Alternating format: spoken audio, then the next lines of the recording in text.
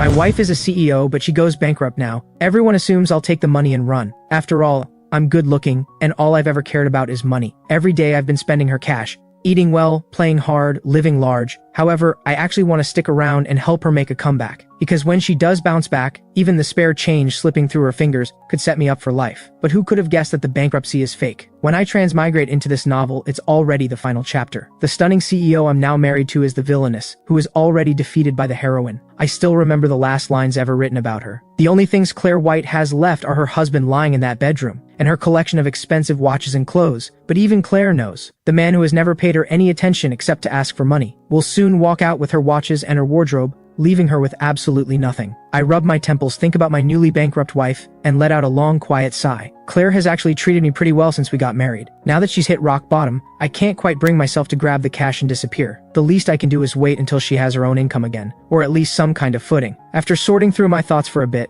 I get up and start tackling the disaster zone we call home. It takes a full 3 hours. I finally manage to stuff everything into one corner of my room. The pile is impressive. Over 100 watches and more than 80 outfits. Right now I'd give anything to swap the clothes for more watches, just because watches are just so much easier to sell. I wake up at 2 in the afternoon, my stomach growling. I flip open the wallet on the coffee table. Just as expected, I find my ID card, bank card, and 700 yuan. As for the kitchen, I haven't set foot in it. We only just moved in, and neither of us is the cooking type, so there's nothing in there. I need to find food on my own. Luckily, the apartment Claire rented is small but well located. There's a whole row of restaurants right downstairs. I stroll down and grab a bowl of noodles. Thinking about the nearly empty bathroom cabinet I spotted earlier, I swing by the supermarket, and I come back hauling a bag full of daily essentials. I pick up a set for Claire too. The colors, the styles, all chosen based on what I remember her preferring. Then I start cleaning, pushing open the door and stepping into Claire's room. Apart from a few things on the bookshelf and desk, all that's in there is a bed and the bare necessities. I sigh helplessly. It's a lot to ask of a woman raised like royalty, to put up with a life like this. I look around and get to work. Time ticks by, and by the time the whole house is sorted, it's 10 o'clock at night. I wash up, set out some late night snacks on the coffee table, and get ready to dig in. Just as I tear open the packaging and bring the first bite to my mouth, the front door opens. I look up and meet a pair of eyes as clear and still as autumn water. The woman in the doorway watches me, expression unreadable. As she pulls her gaze away, it sweeps across the room, and a flicker of surprise crosses her face. Her eyes come back to me, and I take a good look at her at the same moment. She is stunning, every bit worthy of the author's most extravagant praise. Under Claire's gaze, I unconsciously tighten my grip on my chopsticks, feeling a nervousness I can't quite explain. After all, I'm an imposter. Would someone like Claire really fail to notice that something is off about her own husband? Those eyes of hers make me feel like nothing in the world could hide from them. Did you hire a cleaner? Was there enough money? Her tone is flat with a trace of scrutiny. I shake my head without thinking. No, I did it myself. You did it yourself? Claire stares at me, clearly taken aback. We hold each other's gaze for a moment. She looks away first. Do you have enough money? It's enough. What about you? I ask without thinking. The words are barely out before I regret them. That question makes Claire look over at me again, surprised. Then she says quietly, enough. After that, we both fall silent. Claire glances at the food I'm eating on the table. Then she suddenly says, I'm sorry. I don't follow at first. I look up, trace her gaze, and quickly shake my head. No, you have nothing to apologize for. Claire steps over, sits on the other end of the sofa, and chooses her words carefully. The assets have mostly been dealt with. Everything in my name has been transferred away. There's nothing left, but there are no debts either, so you don't need to worry about that. I still have 30,000 yuan on hand. Once things are settled, I'll start earning again as soon as I can. You should have 60,000 on your card. I've already paid 6 months rent on this place. If you want a divorce, I'll give you another 20,000. You're welcome to stay here until you find somewhere else. I know exactly what this means. Claire's done more than enough for me. Our total assets come to 90,000 yuan. She's willing to hand over 80% of it to me and let me stay in the apartment. Moreover, she'd never take back the watches and clothes either. That would leave her with 1 room and 10,000 yuan. Seeing I say nothing, Claire adds, in the future, I'll set aside a portion of whatever I earn each month, at least 3,000. I can't promise more right now because I don't know what's ahead, but if I get a chance to make a comeback, I'll make it up to you. I immediately shake my head. Claire goes quiet when she sees me refuse. I realize my reaction might have given the wrong impression. I quickly explain, no, I don't want a divorce, and I don't need your money. I've got enough to get by. I've made my peace with where things stand. I'll cut back on spending and I'll earn my own money. So you don't put so much pressure on yourself. An ordinary household doesn't cost that much to run. You don't want a divorce? Claire looks at me. But yesterday you said, then it hits me. Yesterday, apparently I said some very angry things. I did call her useless and say I wanted a divorce. My expression stiffens and I try to explain. I was drunk. I didn't mean it. I've thought it through and I can't divorce you at a time like this. We're married and I intend to pull my weight. Don't worry about me. I can take care of myself. I might even be able to take care of you. As soon as I speak, the look Claire gives me gets even stranger, but she doesn't push it. If you don't want a divorce, then forget it. Whenever you change your mind, just say the word. Claire gets up and heads to the bathroom. I duck my head and awkwardly keep eating. I hear her footsteps pause just inside the bathroom door for a few seconds. She must have noticed how different it looks from before. Then the sound of running water starts. By the time I finish eating, Claire is done in the bathroom. There's none of the awkwardness I expected. Thank you, get some rest. I run a hand through my hair, feeling like I'm in a dream. I sort through my thoughts one more time, then head to the bathroom. Back in my room, I open my laptop and set up a personal shop on a resale platform. Then I close the laptop and go to sleep. The next morning, I wake up out of habit at 6:30. I gather the ingredients I bought yesterday, get the porridge going, then head downstairs to grab steamed buns and fried dough sticks. When I get back, Claire is just stepping out of her room. She hears the door open and looks up to see the food in my hands. She automatically rubs her eyes, as if she can't quite believe what she's seeing. Good morning. I picked up some breakfast, and there's porridge on the stove too. Go wash up, it'll be ready by the time you're done. I head to the kitchen without waiting for a response, completely ignoring the stunned look on her face. Since we've both been staying up late, I made red bean and juju porridge. Good for energy. When it's ready, I ladle out 2 bowls. Then I arrange the buns and dough sticks on a plate, boil some eggs, and prepare some side dishes. By the time Claire comes out of the bathroom, what she sees is a breakfast on the table that could almost be called lavish. The scene should feel warm and domestic, but Claire feels none of it. She knows her husband. In nearly 3 years of marriage, I have never once set foot in the kitchen or touched a chore. The only thing I've ever been good at is spending money. According to the information she found before the marriage, it didn't say I could do these things either. Her mind fills with questions,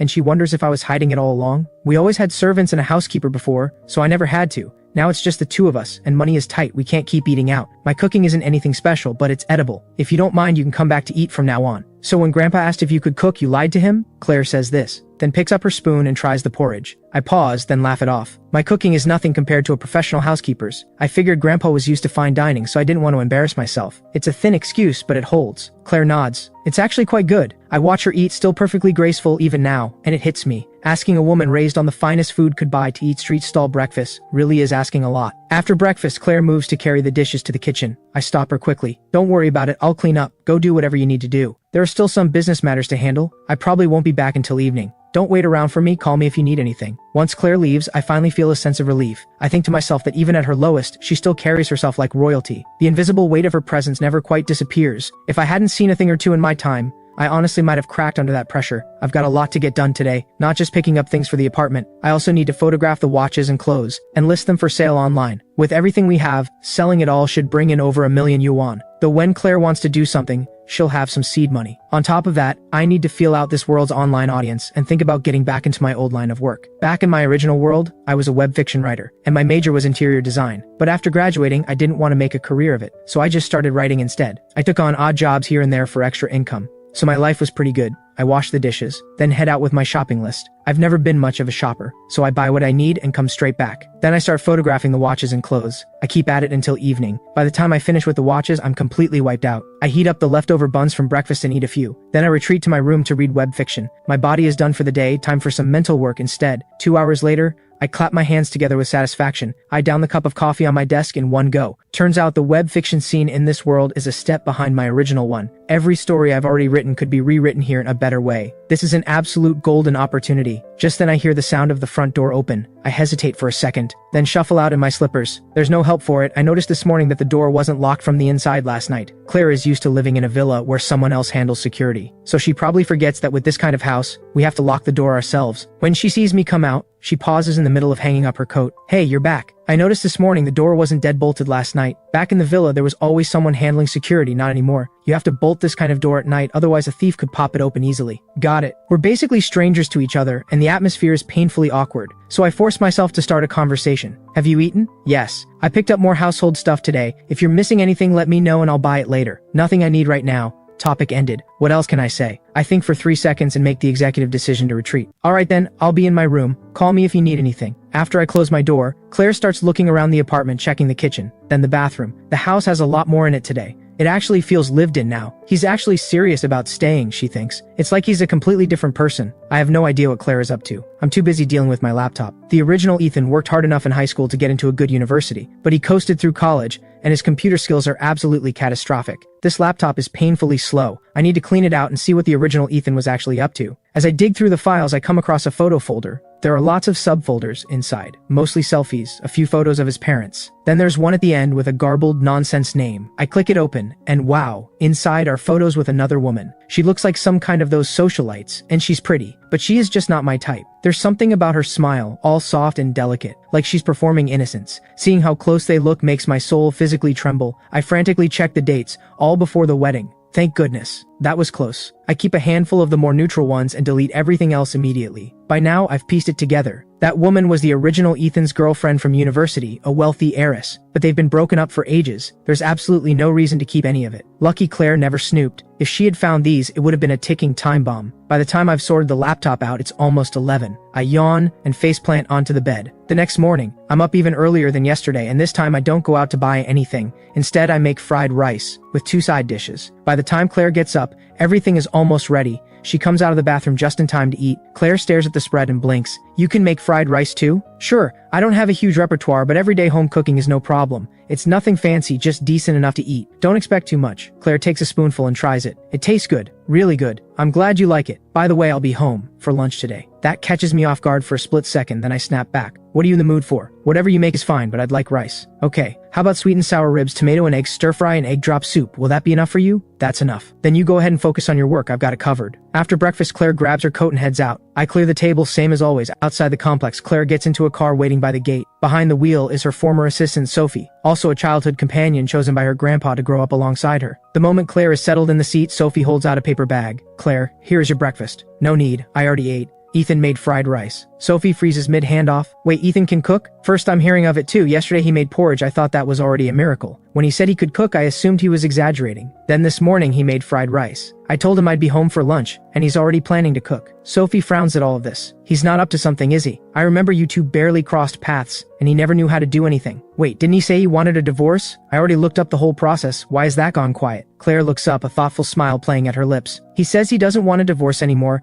and he has made peace with things, that he'll work hard and earn his own money, and I shouldn't stress myself out. Claire leans back against the headrest, her tone unreadable. Ha! He can't stand to watch you suffer, so he's decided to tough it out with you? If that's really it, he's not bad at all. He did nothing in college. The 2 years we've been married, all he ever did was spend money. One day he demands a divorce, the next he's changed his mind completely. What do you make of that? People say hard times show you who people really are. Maybe his conscience got to him. You never know what someone is made of until things fall apart, and we've certainly seen plenty of people turn their backs lately. Maybe Ethan is just the kind of person whose true character only comes out when things get hard. Maybe, let's go. Either way, he's not going to derail anything. I'll just watch and see. On the other side, I spend the entire morning photographing clothes. I can't possibly wear over 80 outfits. Keeping a dozen or so for appearances is plenty. I'll sell the rest and use the money to pick up some ordinary clothes. 2+ hours in, and I'm only halfway through. I check the clock on the living room wall, already 10. I need to go grocery shopping. So I quickly pack everything away, throw on a jacket, and head out. I come out of the supermarket hauling 2 heavy bags and start heading back. I've just crossed the street when someone calls out to me. I turn around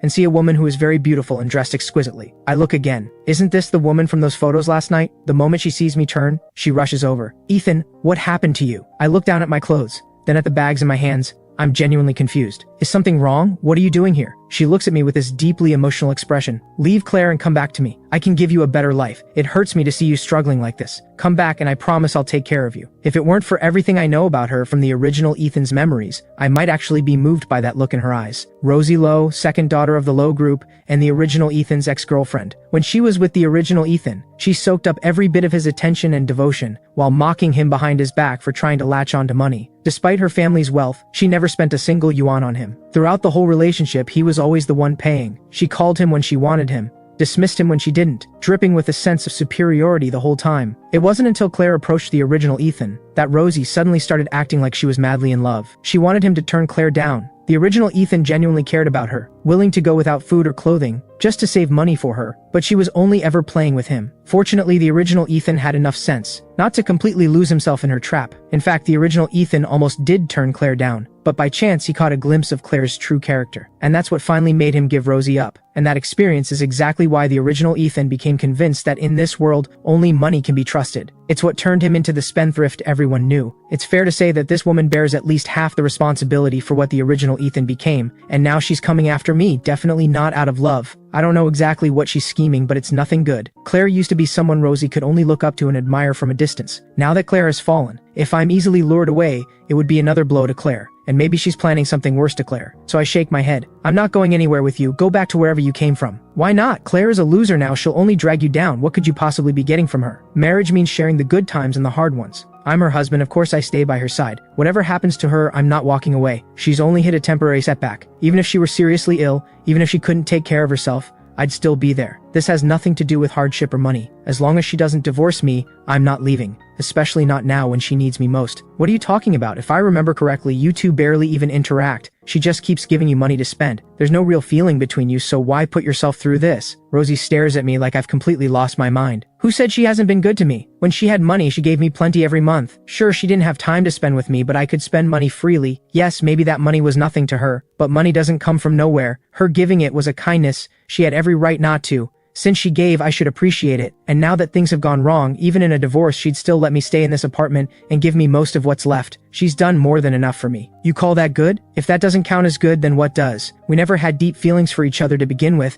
The fact that she's acted with this much decency says everything. You say she's not good enough. Are you any better? Of course I'm better. If you came back to me, I'd treat you so well. I cut her off before she can say another word. Back in college, I had nothing. And you looked down on me the whole time, thought I was just trying to leech off your family's money. We were together for nearly 2 years, and you never spent a single yuan on me. The gifts you gave me were freebies that came with your own purchases. Meanwhile, I was grinding through part-time jobs just to have money to spend on you. And then you turned around and dumped me. You call that good? What are you talking about? What kind of person do you think I am? Did Claire say something to you which makes you misunderstand me? A darkness flickers behind Rosie's eyes. You think too highly of yourself. Someone like Claire would never waste her breath talking about you to me. She doesn't even notice you exist. You're the one who keeps watching her, trying to make yourself matter in her world. There's a saying that the world looks like whatever you are inside. Leave now. I don't want to say anything harsher. Fury flashes in her eyes upon hearing this. She steps closer, her expression shifting to something soft and wounded. Ethan, Claire has gotten into your head. How can you really think this way? I genuinely care about you. Claire only has a hold on you because she's broke now and clinging on. Don't be naive. Stop, don't come any closer. Bottom line, abandoning my wife the moment she hits rock bottom is not something a decent person does. I'm not leaving her. Give that idea up for good. If I ever do leave, it'll be because she no longer needs me. Rosie opens her mouth to say something else, when a burst of applause erupts nearby. Yes,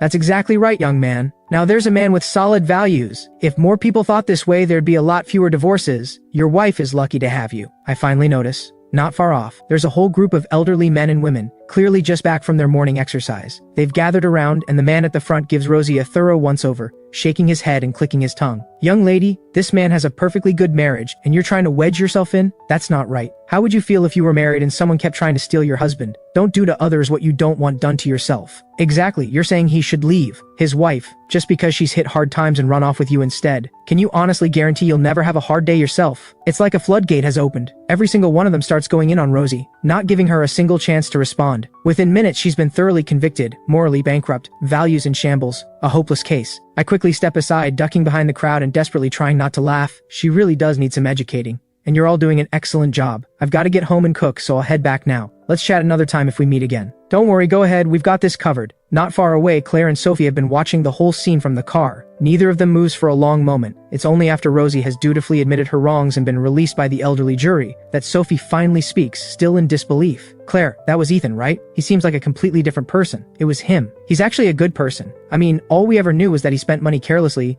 but now that you're technically bankrupt, he refuses to leave. He'd rather struggle than walk away. And it's not even because he loves you, it's because it's the right thing to do. Just like those folks said, he has solid values. At this point, even Claire has to admit, her understanding of who I am has been off. After parting with Sophie, Claire heads straight home. She opens the door to find me, curled up on the rug in front of the sofa, fingers flying across the keyboard, the whole apartment filled with the smell of meat cooking. You're back? I look up. Claire sets some fruit she bought on the coffee table and walks over, curious. She looks more closely and realizes I'm writing a story. I figure I've pretty much forgotten my major, but I still remember some things I learned before, and I've always read a lot of web fiction, so I know the space reasonably well. I figured I'd try writing some. You don't mind, do you? I ask without stopping typing. Claire finds this consistent with what she knows of me. After all, she's not counting on me to bring in money anyway. As long as you're happy. I know a wealthy heiress like her probably has zero interest in web fiction. She might not even know what it is. So I change the subject. The ribs are braising, probably another hour before we eat. Go do your thing. Claire nods, goes to wash up and change, then disappears into her room and doesn't come back out. An hour later,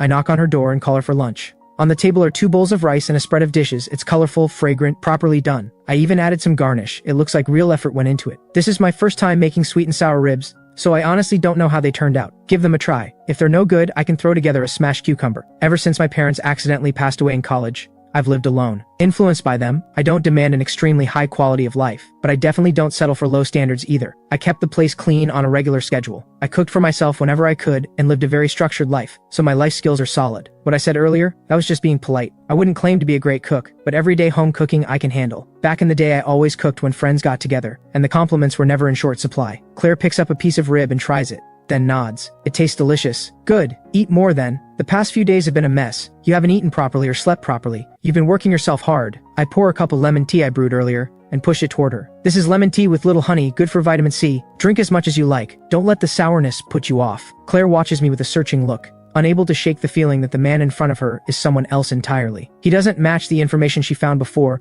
or the interactions they've had over these 2 years of marriage, but she never paid close attention to him either, so she can't say with certainty that what she found was complete. She pushes down the questions and says, "Thank you, you've worked hard." "Not at all, I'm home all day, completely sheltered from everything. You're the one out there dealing with everything." I smile. Eat more. Just thinking about it, Claire used to be in a world most people could only look up at. When old Master White was alive, who would have dared cross the White family? And Claire was always the most outstanding among them all. Countless people grew up being compared to her by their parents, and coming up short. Now old Master White is gone, and the distant branches of the White family are only thinking about how to carve up what's left. They're practically counting down to her complete collapse. Not one of them will lift a finger to help. Some would happily push her down even further. The chance to trample the person they once had to look up to. How satisfying that must feel. In fact, before I transmigrated, when I was just reading this story, I never understood why Claire kept refusing help from her closest friends. If she had accepted it, she never would have fallen so far. But given where we stand right now, I can't exactly ask. She was raised as a wealthy heiress. She must have her reasons. I don't know how Claire feels about this meal, but I eat very well indeed, and I'm guessing she didn't hate it either. After all, she had 2 bowls of rice. I'll put the dishes in the kitchen, don't touch them. I'll wash up after my nap. I drop everything into the sink, wash some fruit and bring it out to the coffee table. Then I settle back onto the rug and keep typing. Writing something I've already written before, the words come fast,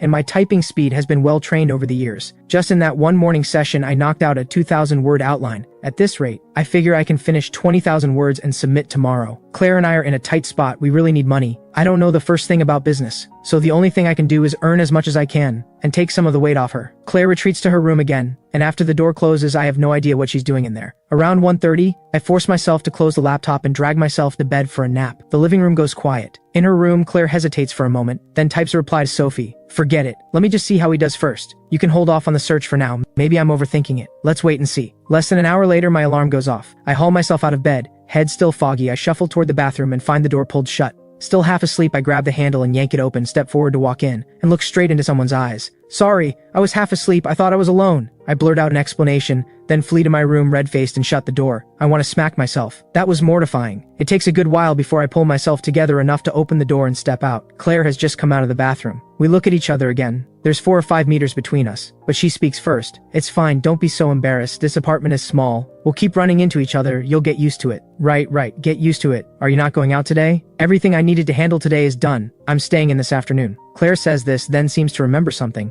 "I've been out most of these past few days. Is there anything you need help with?" I feel a flicker of unease. Is something wrong? Just because I grew up in the White family doesn't mean I can't handle basic life skills. We're living here together now, so if there's anything you need, just tell me. I'm not only good for earning money. Okay, got it. I look at her being completely serious about this, and somehow I find her kind of cute. Whether she's on top of the world or at rock bottom, there's absolutely nothing to complain about in the looks department. As the author's most beautiful character, even a blank expression on her looks stunning. I'm honestly impressed with myself for managing not to feel a thing. After saying, Claire gives me one long, meaningful look and heads back to her room. Then something suddenly occurs to me. I jump up and run to her door. "What do you want for dinner?" "Anything is fine, I'm not picky." Well, the wealthy heiress is actually easier to feed than I expected. I wander back and settle in by the coffee table to keep writing. I finish a chapter and suddenly remember the listings on the resale platform. I quickly pull it up. Wow. 12 watches and 2 outfits already sold. I don't know much about luxury goods pricing, so I looked everything up online first and listed it all at 80% of market price. A lot of it is still sealed in the original packaging, but I was worried Claire might need cash quickly, so I didn't dare price them too high. I was half expecting no one to bite. Luxury goods at that price point is still a big spend, but surprisingly, they're selling pretty fast. I note down all the shipping addresses I need. After saving the file,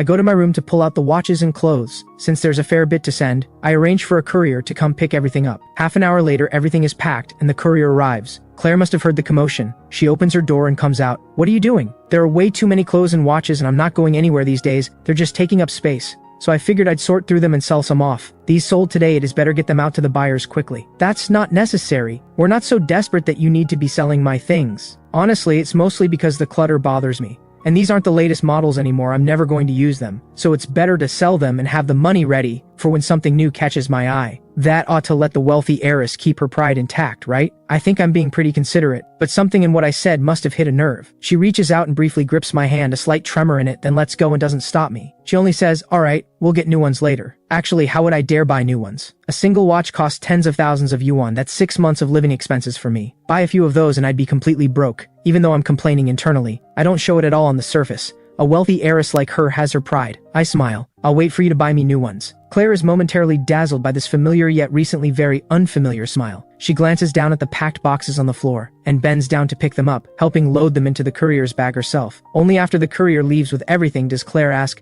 how much are you planning to sell? There were over 100 watches and more than 80 outfits. About 70 of the watches are still sealed. I'm selling all of those. Of the rest, I'll keep about 10% and sell the other 40 or so. As for the clothes, I'll keep around 30 outfits and sell the rest. I half expect Claire to stop me, but she just nods and says nothing more. She picks up an apple, sits on the sofa, and starts peeling it. I can't quite figure out what she's thinking. I don't know whether what I'm doing is hurting her pride, but living is more important than these random thoughts, and even if she minds, there's nothing else to do. I looked it up this morning. In this story's world, property prices have only risen halfway to where they'll eventually go. I don't know what Claire's plans are, or whether she'll really manage a comeback. But whatever happens, I need to figure out how to buy a place first. Once the watches and clothes are sold, I'll have enough for a down payment. Then I'll give Claire the rest of the cash and pay off the mortgage on my own over time. That way, even if she never makes her comeback, at least we'll both have a roof over our heads. My mind wanders through all of this, while I sit staring blankly at the laptop screen, not moving. Then suddenly there's a peeled apple in front of me. The scent hits me first, sweet and fresh. The peel is perfectly even. I swallow without thinking. Claire is holding it out to me. For me? Claire pushes it a little closer.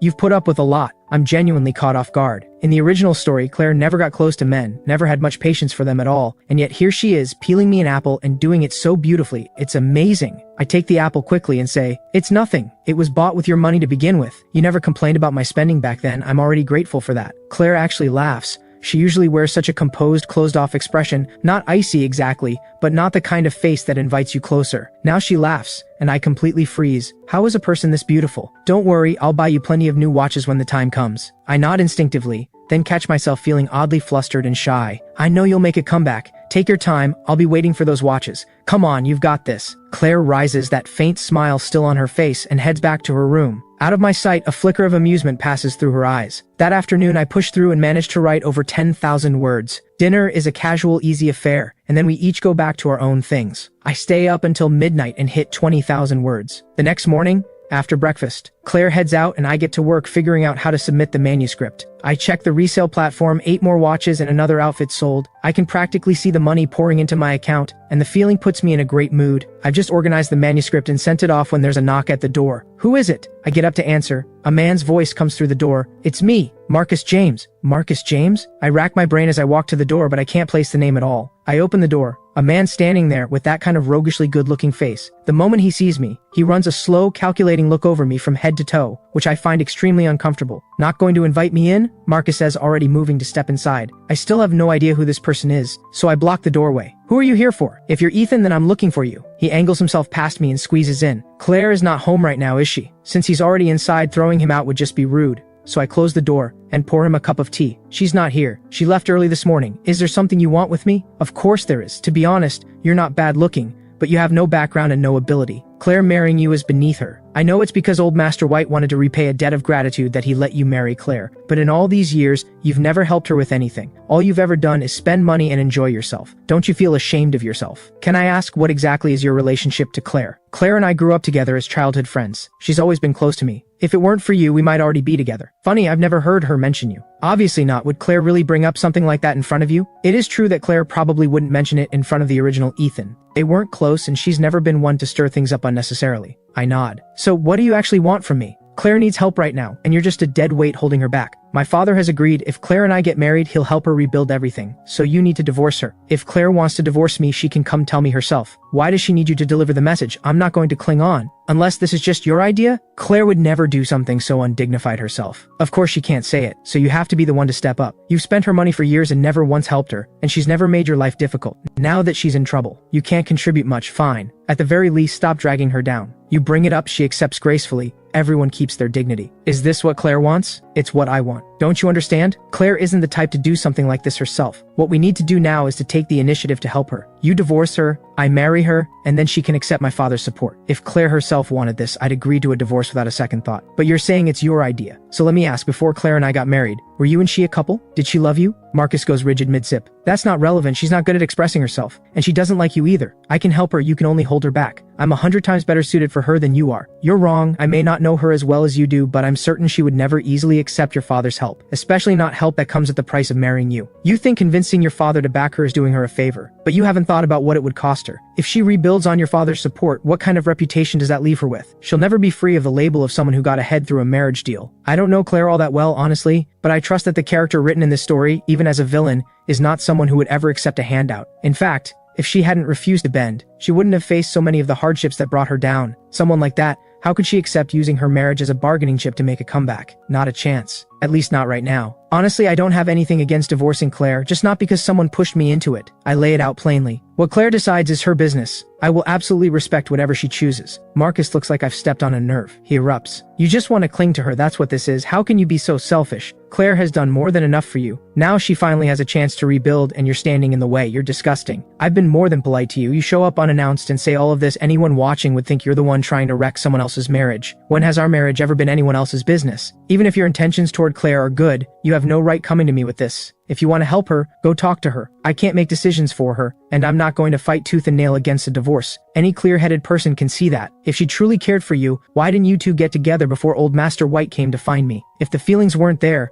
why were you never even a couple to begin with? You keep saying she's not the kind of person to act dishonorably, yet what you're doing right now is dishonorable on her behalf, and you haven't thought through a single practical detail for her. What right do you have to say any of this? You're nothing but a kept pretty boy who can't do anything except spend money. What gives you the right? What gives me the right? The fact that I'm still her husband, in name if nothing else. And as long as that's true, I have every right to speak up against anyone trying to interfere in our marriage. Yes, I spent her money and never helped her with anything. But she agreed to it. She didn't mind. So what exactly are you worked up about? If you want to marry her, go tell her that. If she agrees, I will sign the divorce papers without a single word of protest. But coming to me, that I won't agree to. You have no shame. Marcus slams his cup down on the table. I'm past being angry. I turn my own cup calmly in my hands. You're the one trying to break up a marriage, and you don't feel any shame about it, so where do you get the nerve to call me shameless? If that's what you think of me, then I'd say we've said everything there is to say. Bottom line, you just refuse to divorce her. Think of it that way if you like. Getting what amounts to a confirmation and knowing he's not going to get what he came for today, Marcus stands up and storms out angrily. But before leaving, he turns back to throw one last line at me. Just wait, Claire will drop you sooner or later. The door slams shut. I let out a long, quiet sigh. It's understandable that the female lead is likable, but did even the villainess have to be this popular? If it weren't for my conscience, I'd honestly be tempted to just get the divorce. But it's just a passing thought. I can't bring myself to occupy someone else's body and take things for granted, even though it wasn't me who spent that money. It's technically on my tab now, isn't it? I push it all out of my mind and open the browser, jotting down addresses and details, then heading to my room to pull out the sold watches. Once everything is sorted, I call the courier. Today's sales need to go out as soon as possible. Running the numbers, everything sold so far comes to over 2 million yuan. Once the buyers confirm receipt, a very satisfying sum lands in my account. When I sell a few more later, I can buy a small apartment, put down a down payment, and officially join the ranks of homeowners. The thought alone fills me with energy. I don't feel like writing anymore. Instead, I open a new tab and start browsing property listings in this city. My first home I'm going to choose carefully. I browse for a while, and before long it's nearly noon. I don't even have time to close the tab. I dash to the kitchen to start cooking. Claire mentioned this morning when she left that she'd be home for lunch. That's on me. I got so caught up daydreaming about the future that I completely lost track of time.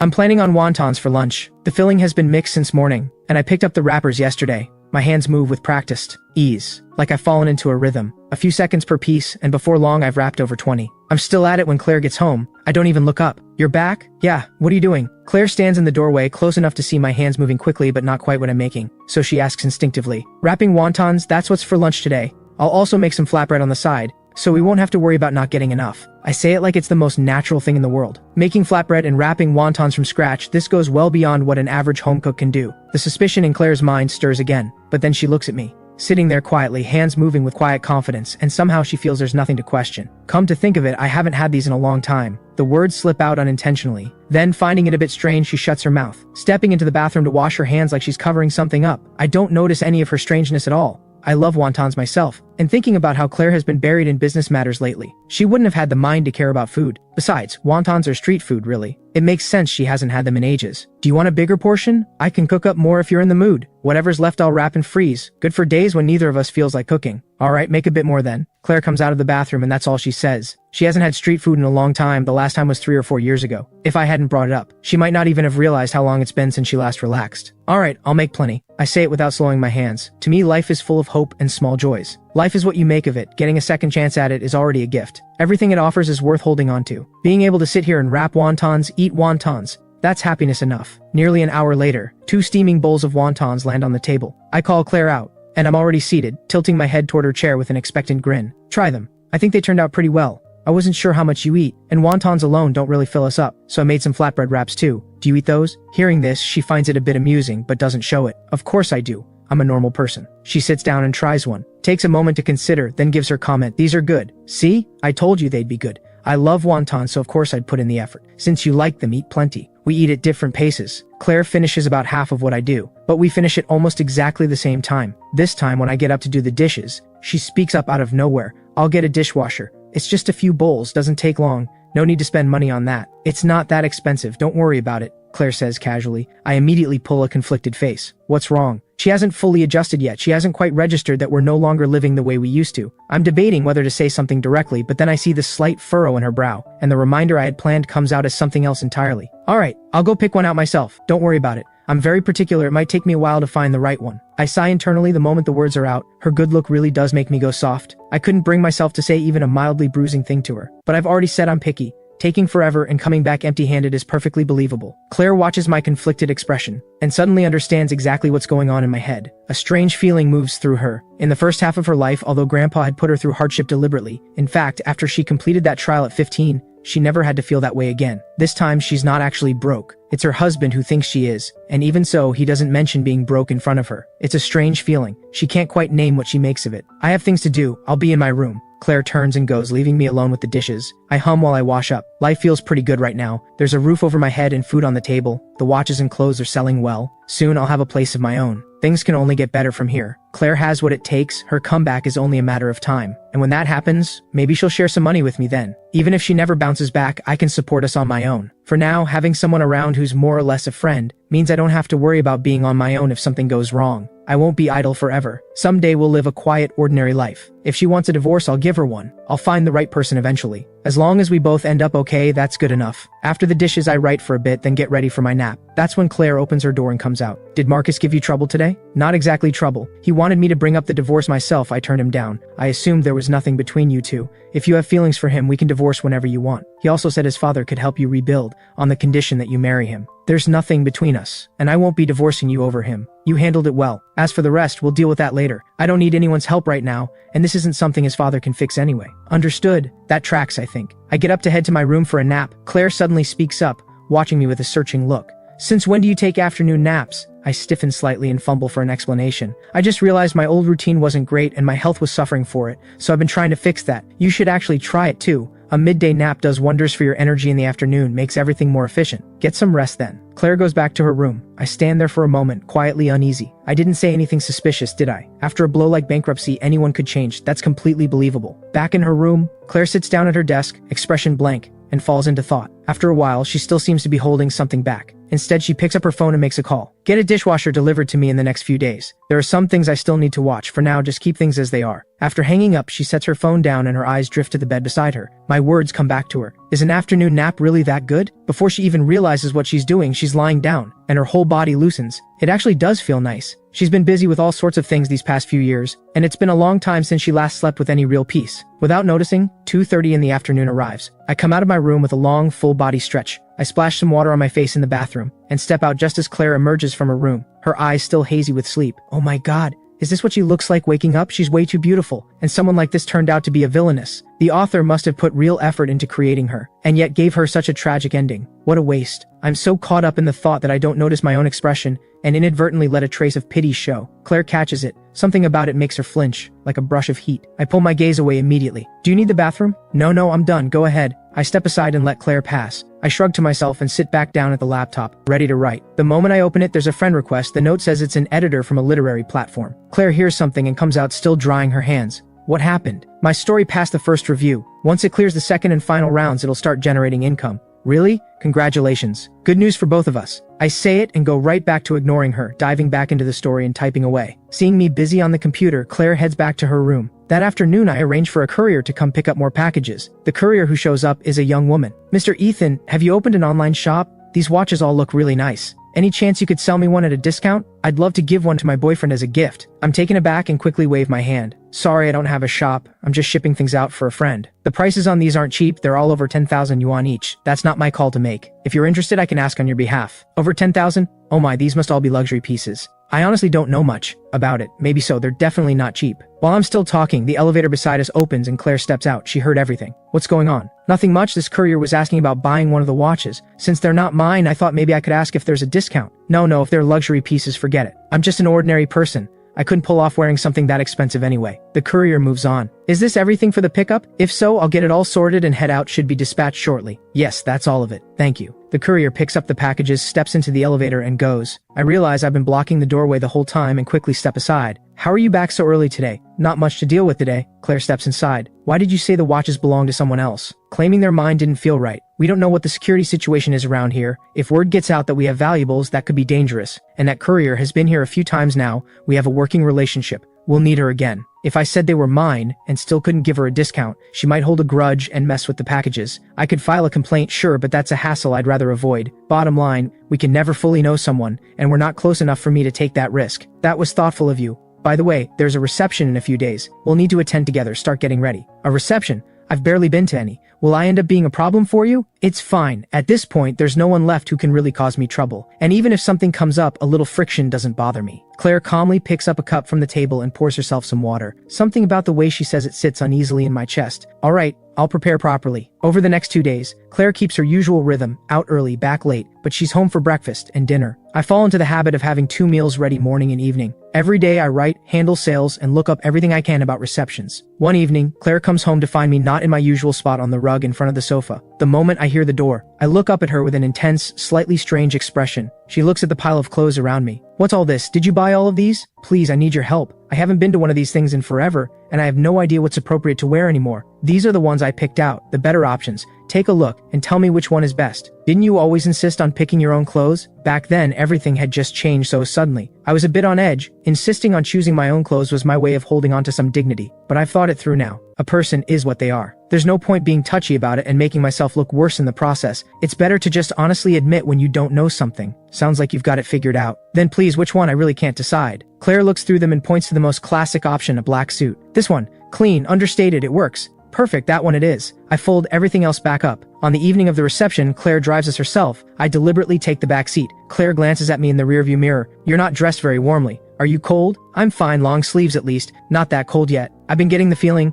that you act a little strange around me. Not at all. We have no grievances between us, and you've been good to me. I'm nothing but grateful. It's just that we didn't have much contact before, and lately we're running into each other constantly. I'm still adjusting. It'll get easier with time. Through the rearview mirror, Claire watches me rub the back of my head, my practiced smile fading, leaving something that looks genuinely lost. She suddenly loses the desire to talk. We ride the rest of the way in silence. Before long, we arrive at the largest hotel in the city. We've barely reached the entrance when someone steps into our path. Casually, like it might be an accident. The man blocking us is slightly overweight, his hair gleaming with product, a garishly dressed woman on his arm, his face wearing an expression of undisguised ill intent. That plot of land in the East District, I hear a major developer has been eyeing it lately. Shouldn't you be keeping tabs on that, Mr. Wilson? Mr. Wilson freezes, his expression contorting, and he forces a smile. Lady Claire, you look as impressive as ever. It's been too long, what a pleasure. Claire doesn't bother responding. She walks right past him and I follow. I stay close behind her as we enter the reception. I recognize several faces from the original Ethan's memories. The kept husbands and overlooked sons of the wealthy heiresses,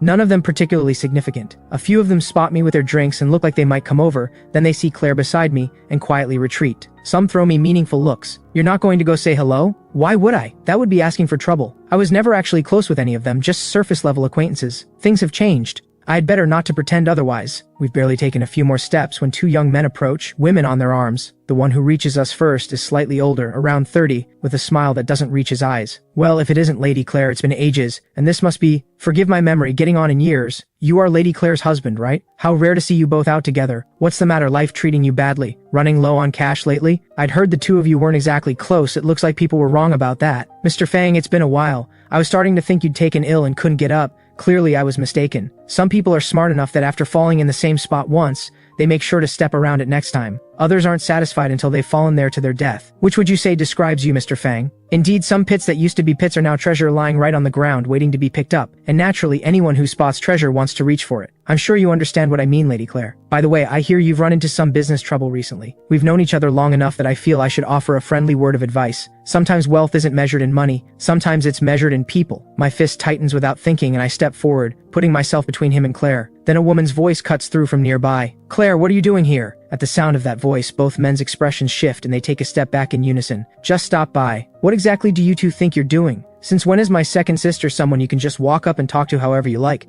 Have the fangs and the H's really sunk this low? Why are you still standing there, waiting for a formal invitation to leave? Don't mistake me for my sister. I do not have her patience. Both men nod rapidly and make themselves scarce. Their companions crane their necks trying to get a look at Vera and get harshly snapped at for it. Claire, honestly, if you're coming, fine, but why bring him? And if you are bringing him, at least give me a heads up. Those two idiots just now actually trying to flex in front of you. You really are too patient with them. It's nothing, just a couple of clowns. But what about you? You never come to things like this. What brought you here tonight? I was worried you might show up and run into people with no sense, so I had my manager cancel an appearance for this. Good thing I did, or who knows what those two would have said. Vera turns her gaze to me, looking me up and down with a measuring look. Given where my older sister is right now, there's no money left to squeeze out of her, so you can drop the act. If you're going to leave, just go. I smile awkwardly and say nothing. Don't talk nonsense. We're still married, Claire says. Come on, let's go sit somewhere. Fine, I'll come with you. With Vera sitting beside us, no one else comes near. Anyone with any standing here knows Vera is not someone you want to cross. I'd brace myself for an evening full of awkward encounters, but we've barely been seated when Claire is already ready to go. Vera tries to get Claire to stay for something, but Claire declines. We leave together. In the car, I watch Claire, who is driving, and after a full 3 minutes of hesitation, I finally work up the nerve. Did you get what you came for tonight? More or less. I've been selling off the watches and clothes. We've got a decent amount now. Since everything's been settled and we're debt-free, I was thinking, why not buy a small apartment? We can put down a deposit now, and I'll pay off the rest with my writing income. The remaining money, keep 6 months of living expenses as a buffer, and whatever's left, use it for business if you need to. Claire blinks, glances at me through the rearview mirror, then says, there's no rush. How is there no rush? Property prices are shifting every day. The longer we wait, the more we lose. Renting isn't a long-term solution. If it makes you more comfortable, we can put it in your name. Either way, owning a place means we'll always have somewhere to land. All right, I'll think about it. Back home that night, I go to my room and keep writing. Claire gets a phone call. Claire, I've found what you asked me to look into. I've sent an encrypted file to your email. I haven't shared it with anyone else. Take a look. Claire's laptop is open on the email. She lets out a quiet breath, her index finger scrolling down the page in an absent, rhythmic way, her brow faintly furrowed. After a long moment, she picks up her phone and dials. Hello, Master Chen. I have a question. Is it possible for a person without any dissociative condition or psychosis to become an entirely different person in every meaningful sense? As in, their habits, their values, their whole way of being, all seemingly transformed overnight. A few minutes later, she hangs up, leans back in her chair, and the neutral line of her mouth slowly curves into something like a smile. Soul transmigration, is it? The next morning, I'm unhurriedly finishing off a scallion roll when Claire suddenly looks up as if something has caught her interest. What kind of stories do you write? My hand stills mid-bite. What do I write? All kinds, really. I never stick to just one genre. I want to write everything, but if I had to pick, transmigration stories are my favorite. The wilder the concept, the better. Do you think transmigration is real? I think so. Nobody really knows what this world is at its core. Sometimes we feel like we're living in a very real world. It might just be a world someone else wrote into existence. Who knows what the world really is? If we can't even confirm the nature of the world we live in, how can anyone say transmigration doesn't exist? A world written into existence? Of course, in someone else's story we might just be nameless background characters. So if you had transmigrated, what do you think your previous life would have been like? A pretty happy one, I'd imagine. Parents who loved each other, only child, free to do whatever I wanted. Maybe they'd pass away suddenly, but I'd have studied what I loved, never went hungry or went broke. Life was decent overall. And the transmigration itself, probably getting stabbed to death trying to save someone. A very unlucky way to go. That is really unlucky. It's a reminder to think before acting. Even good intentions need to come with a sense of your own limits. Absolutely, that's genuinely important. We don't bring it up again after that. After breakfast, Claire heads out, and I stay in and write. Claire doesn't come home for lunch, so I happily order delivery. After eating, I tidy up and take out the trash. In the afternoon, I ship out the latest round of sales as usual, then head out to pick up groceries. Walking through the supermarket, it suddenly occurs to me. Life right now isn't all that different from my previous one. I'm still turning that over when a woman nearby speaks up. Hey, aren't you that young man from last time, the one that awful woman came after? Out grocery shopping too? Oh, it's you! Just picking up some things for dinner. Good for you, not many young people cook these days. Your wife is a lucky woman. Not at all, she's out working all the time, so I've just been picking up the slack at home.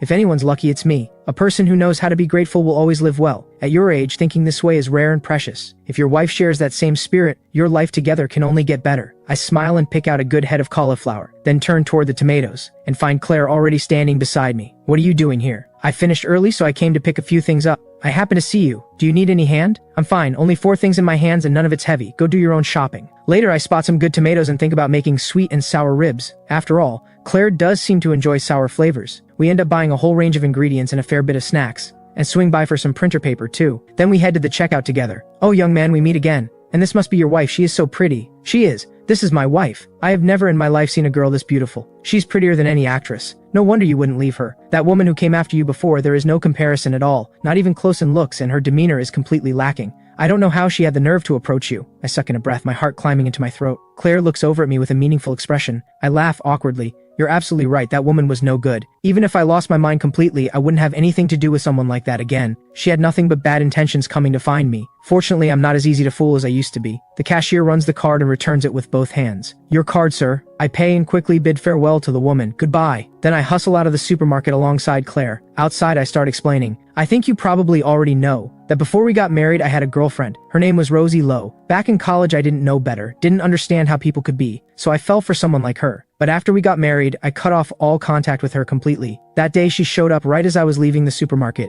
I knew immediately she wasn't there for anything good, so when she asked me to go with her, I turned her down on the spot. That woman just now was one of the locals who helped set her straight that day. Claire nods. Rosie Lowe, second daughter of the Lowe Group. I've heard she's notoriously stingy. That's putting it mildly. She put on this polished, high-achieving act, and back then, Ethan, I thought she was this impressive senior I could look up to, so I felt a bit inferior around her. Then I found out she'd been saying she was actually interested in one of my classmates, and I was just something to pass the time. Even talking about it now gets my blood up. People like her are the worst. Just keep your distance from now on. I definitely won't engage with her. Giving someone like that the time of day is a waste of a life. Back home, I put everything away and start cooking. Claire steps into the kitchen. Need any help? I nearly jump out of my skin. I wave her off quickly. No, I've got it covered. You have enough on your plate. Go do your thing. I'll call you when it's ready. Claire nods and steps out. I tie on my apron and get back to it. When everything is ready and on the table, I knock on her door. Claire lets go of her mouse and closes everything on the screen, then comes out to eat. We usually don't have much to say to each other. I can't muster the energy to start anything. But today is different. Claire speaks the moment she sits down. Someone's coming tomorrow to install the dishwasher. My chopsticks pause mid-reach. A dishwasher? You bought one? I thought I was gonna pick one out myself? You said you were particular about these things. I figured I'd just pick one and save you the trouble. All you need to do is use it. I give in with a sigh. Alright,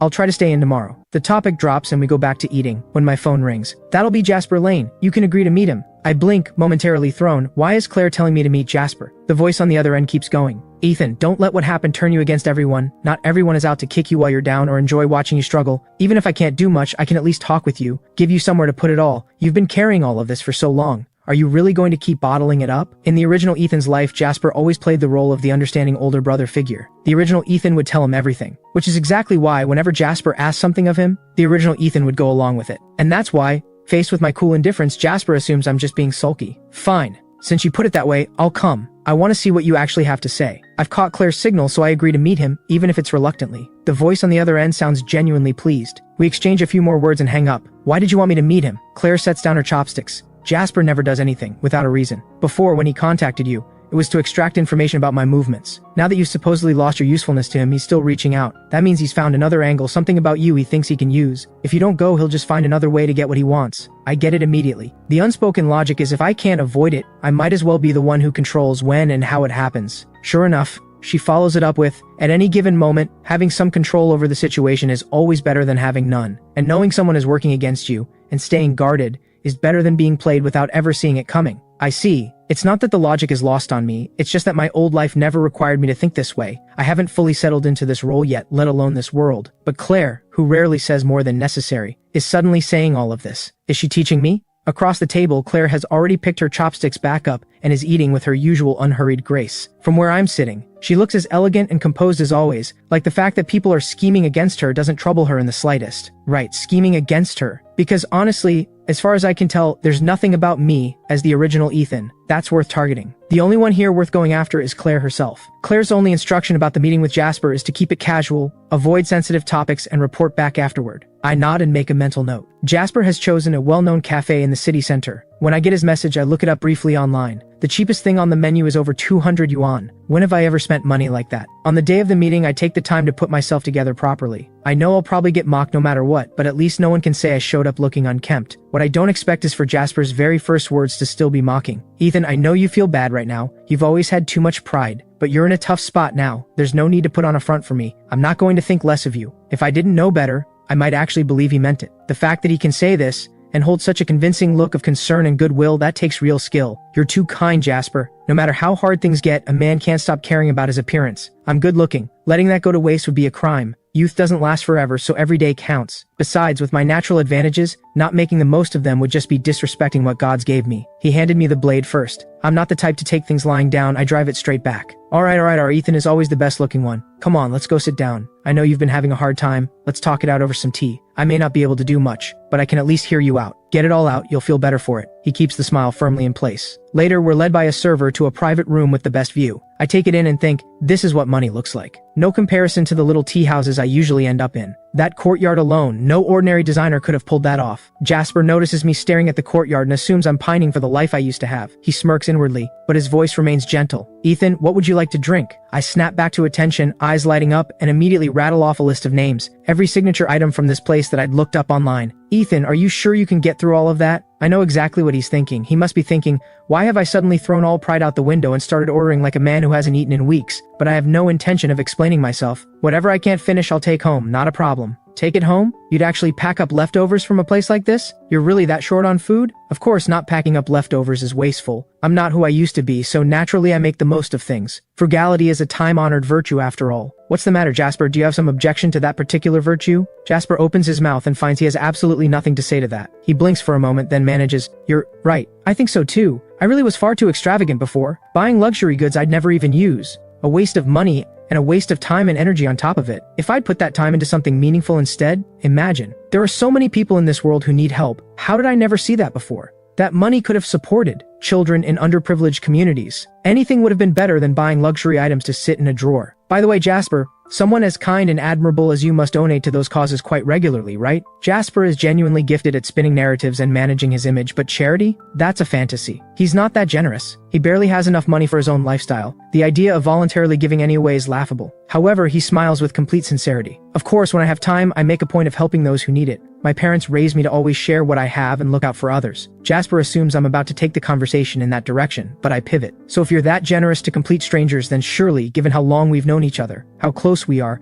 now that I'm struggling, now that I'm one of those people who needs help, you'll do something for me, won't you? What? He's caught completely off guard. Of all the things he never expected that I, who had always cared so much about face, would suddenly say something like this. Jasper, you have no idea how miserable my life is now. I can't buy clothes or watches just staring at my wife's cold face every day. I can't even bring up money. And when I called everyone, I know, no one picks up. Watching a shift pass over his expression. I get up and move to sit right beside him, grab his hand, and hold on tight, no wiggle room. You're the only one, Jasper. The only one who still came to find me. You're the only person I can turn to. You throw around 200,000 or 300,000 like it's nothing. Surely you can't be stingy with an old friend? You'll help me, right? We're practically brothers. I hold his hand firmly, voice completely earnest. He still hasn't responded. I add one more line. Come to think of it, I haven't caught up with any of the women we both know yet. That last words hits exactly Jasper right where it hurt. He was anxious. Every woman he's ever had his eye on has shown zero interest in him. Although he projects a clean, upright image, plenty of people know better, and no amount of image management has managed to fully bury it. In the end, his family came up with a solution. Keep a low profile and wait for people's memories to fade. The reason he reached out to me this time is to get something done, specifically to show off his value in front of a woman he's currently pursuing. Ethan, what are you talking about? Look at us. What kind of relationship do we have? How could I possibly sit by and watch you suffer? Didn't I come straight to find you the moment I got back? You know me, I've always been soft-hearted. Watching a stranger struggle is hard for me, let alone you. Don't worry. I may not have a lot on hand, but 100,000 is nothing. I'll transfer it to you right now. Think of it as emergency funds and don't even think about saying no. Alright, but after Claire went bankrupt, how have things been between you two? How would I know? You know me, my degree had nothing to do with business. Even if she told me everything, I wouldn't understand any of it. Anyway, we still have food to eat for now. She's always busy. What exactly she's busy with, I have no idea. Asking wouldn't help anyway, so I stopped asking. I was going to file for divorce, but then she told me there were no debts, so I figured why not just keep going. I heard Rosie came to find you. She did, but she's not a good person either. Even at my lowest, I'm not going to embarrass myself in front of someone like her. So I made a big show of standing by Claire. Drove Rosie absolutely crazy. She couldn't measure up to Claire before, and she still can't. I'm nobody special, but the fact that Claire treated me decently even at her lowest tells you everything about her character. I'd rather put my faith in someone decent than in someone rotten. But maybe Rosie only realized her true feelings after she lost you, and you're not someone who's used to hardship. How long can you really keep living like this? Honestly, it's not as bad as you might think. Back when I had money, there was always some drama, always a cluttered head. The only relief was buying more things. Now it's quieter. I do what I want. I'm not someone who can't handle a simpler life. Before college, wasn't this just how things were? So this is fine. I have no complaints. I just need to figure out how to earn more going forward. You're going to get a job?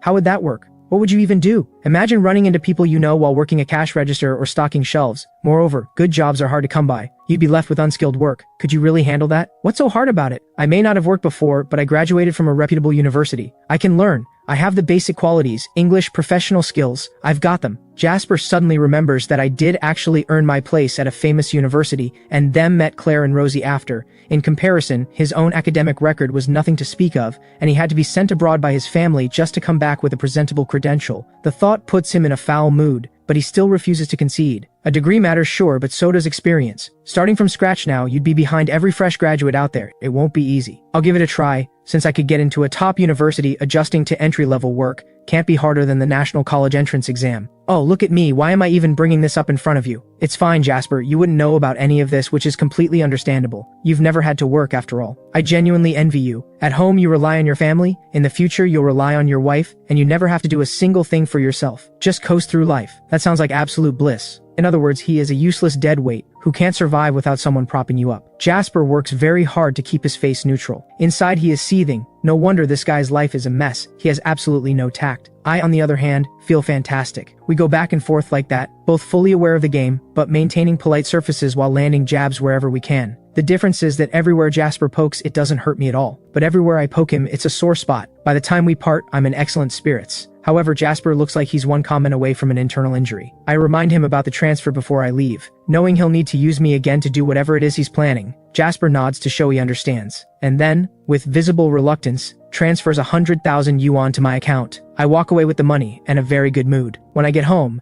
Claire is sitting on the sofa with her laptop. She looks up at the sound of the door. I come in, change my shoes, swap my jacket, head to the bathroom to wash my hands. And through all of it, I'm grinning. Clearly, I'm in a great mood. You're back? Haha, I just walked out of there with 100,000 yuan for free. Pretty impressive, right? I wave my phone, which hasn't left my hand since I left, my tone dripping with a smugness I'm not even trying to hide. 100,000 from Jasper? Yep. He came in flexing his superiority and trying to fish for information. I redirected every single thing back at him. Then I played broke, heaped on the compliments, and backed him into a corner he couldn't get out of. Then I let it slip that if he didn't come through, I might just mention to mutual acquaintances how uncharitable he turned out to be. To protect his precious image, he had no choice but to cough up the cash. Claire suddenly remembers that the original Ethan used to blow money on bags without blinking. And now here's this person, this delighted over 100,000 yuan, which gives her a strange feeling. It's free money, why not take it? Getting anything out of Jasper is really not easy. Here, open your payment app, I'll transfer it to you. Think of it as Jasper paying back what he owed you from before. Take it and use it, don't worry about the household budget. Watching me hand it over so readily, Claire looks genuinely surprised. Is there something you need from me?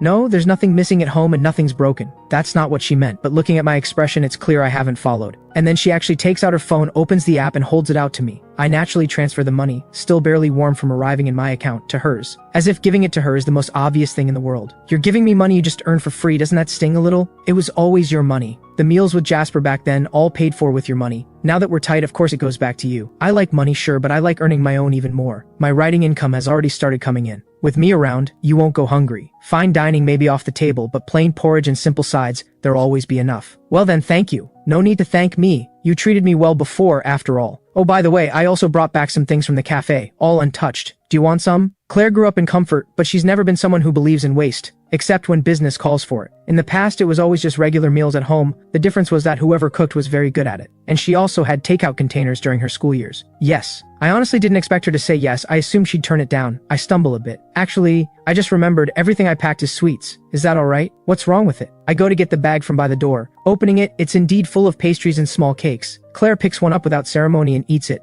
After swallowing, she gives her comment. These are better warm. You've had these before? She glances at me, unhurriedly pulls out a napkin, and wipes her hands. Grandpa used to love these. It comes back to me, old Master White had a fondness for them. Claire must have picked some up for him over the years, and he probably had her try one. I suddenly realize I've just brought up memories that might make her sad. I feel suddenly awkward. Sorry. You don't need to apologize. The past is separate from the present. There's nothing to be sorry for. Well, what do you want for dinner tonight? I'll make it. I still feel guilty. Claire was always so considerate toward the original Ethan. Moreover, since I arrived, she hasn't made things difficult for me once, and now I've gone and poked at an old wound, causing her emotional pain on top of everything she's already dealing with. That's too much. Anything is fine. I have something to take care of. I'm heading out shortly. I'll be back late. Go ahead. I'll have dinner waiting when you get back. Claire glances at me. She starts to say I don't need to wait, but then she sees the guilt still sitting on my face, and the refusal doesn't come. Alright, after Claire leaves, I think for a moment, then tidy up the apartment, do some writing, and head out to buy groceries. Around 8 o'clock, the door opens. I look up from my document. Claire is already stepping inside. I save the file. You're back. The food should still be warm. Are you hungry? Claire takes off her coat and hangs it up. The cold she carried in from outside dissolves almost immediately in the warmth of the room. She glances over and sees the food set out on the dining table, all covered to keep warm. She changes her shoes quickly. You've been waiting this whole time. You must be starving. Let me just wash my hands. I'm alright, not really hungry. I can't always make it back at a regular time. I'll let you know in advance when I won't be home. Eat when you're hungry, don't wait for me. Got it. I already know Claire isn't like other people with regular jobs, the kind who come home for dinner every day. If she's not coming back, honestly, it's a little easier for me. I can just throw something simple together for myself. Out of guilt, I've made tonight's dinner quite the spread. I even made steamed buns by hand, an impressive range, including scallion rolls,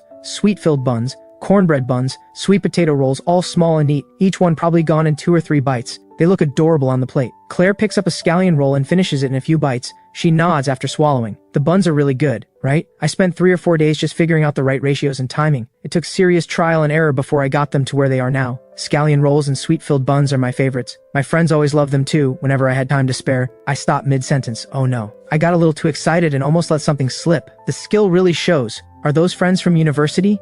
Yeah, friends from university. We kinda lost touch after, and I haven't made steamed buns in ages. Didn't expect the skill to still be there. Fortunately, the wealthy heiress didn't read into it further. One wrong thread and the whole thing unravels. I breathe a quiet sigh of relief, completely missing the look of keen interest on the face across from me. By the way, I've been simmering the chicken soup for a good while today. Make sure you drink plenty. Okay. My chicken soup has always turned out well, and Claire genuinely enjoys it. Restaurant soups always seem to be missing something, but the soup I make has just the right balance of flavors. Claire knows it herself. It's not really about the flavor. It's the feeling of someone taking the time to make it for her. When Claire was little, her mother used to make chicken soup for her too. It never tasted particularly good, but her mother always insisted it was good for growing children, so Claire's father would make sure. She finished every last drop. After her parents died in an accident, she tried all kinds of chicken soup. The chefs, the housekeepers from the White family, all of them studied and tried. None of them could recreate it. As she got older, Claire stopped showing any particular feeling about chicken soup, and everyone forgot. Claire thinks the reason she's been so tolerant of the man in front of her probably has something to do with this. Something about him now and then reminds her of her mother. Why are you staring at me? Is there something on my face?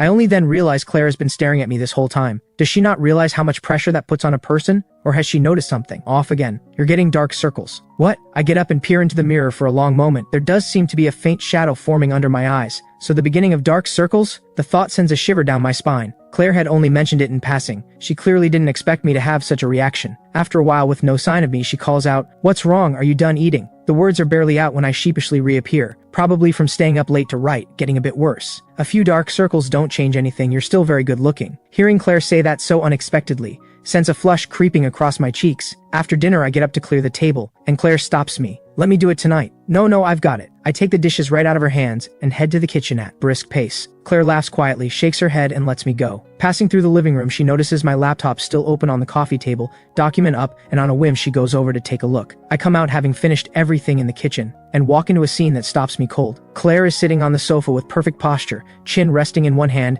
reading my story with complete focus. "Don't read that!" I practically lunge across the room. Why not? It's not very good. Alright then, I won't. I'm quietly second-guessing whether I overreacted, when she pauses at her bedroom door, and says out of nowhere, "Honestly, I think it's a bit much that the female lead constantly drops everything at the company to spend time with the male lead. If she's running a company, she simply wouldn't have that kind of time." Then she goes into her room, and closes the door behind her, leaving me sitting exactly where she was sitting, completely speechless. She read at least 2 chapters. The 2 most dramatic chapters I'd written. Having my story critiqued doesn't bother me at all. I just want to clarify, this is a romance novel, and romance takes priority over realism. If I wrote a CEO story with true-to-life accuracy, it would be full of problems and no one would want to read it. But she doesn't know anything about web fiction, and there's no point trying to explain. A few days later, Claire has finished breakfast, but hasn't left yet when there's a knock at the front door. I've just finished the dishes and come out, so I go to answer it. Who is it? Strange, who comes this early? Whoever it is doesn't answer, just keeps knocking. I check through the peephole. 2 young women are standing outside. Both of them are striking. The kind of effortless elegance that could put either of them on a screen. Clearly not ordinary people. My heart does an uneasy little drop. I turn and knock on Claire's bedroom door. Someone's at the door, I think they might be here for you. Claire lets go of her mouse and comes out. She finds me looking genuinely worried. There are 2 women out there who are clearly not ordinary people. I don't recognize either of them, see if they're here for you. What I don't say is that I'm afraid they might be here to cause trouble. My mind is already running through scenarios, what if they actually are? Outside, Tina pauses her knocking and turns to Fiona beside her. You're sure you have the right place? This is where Claire lives now?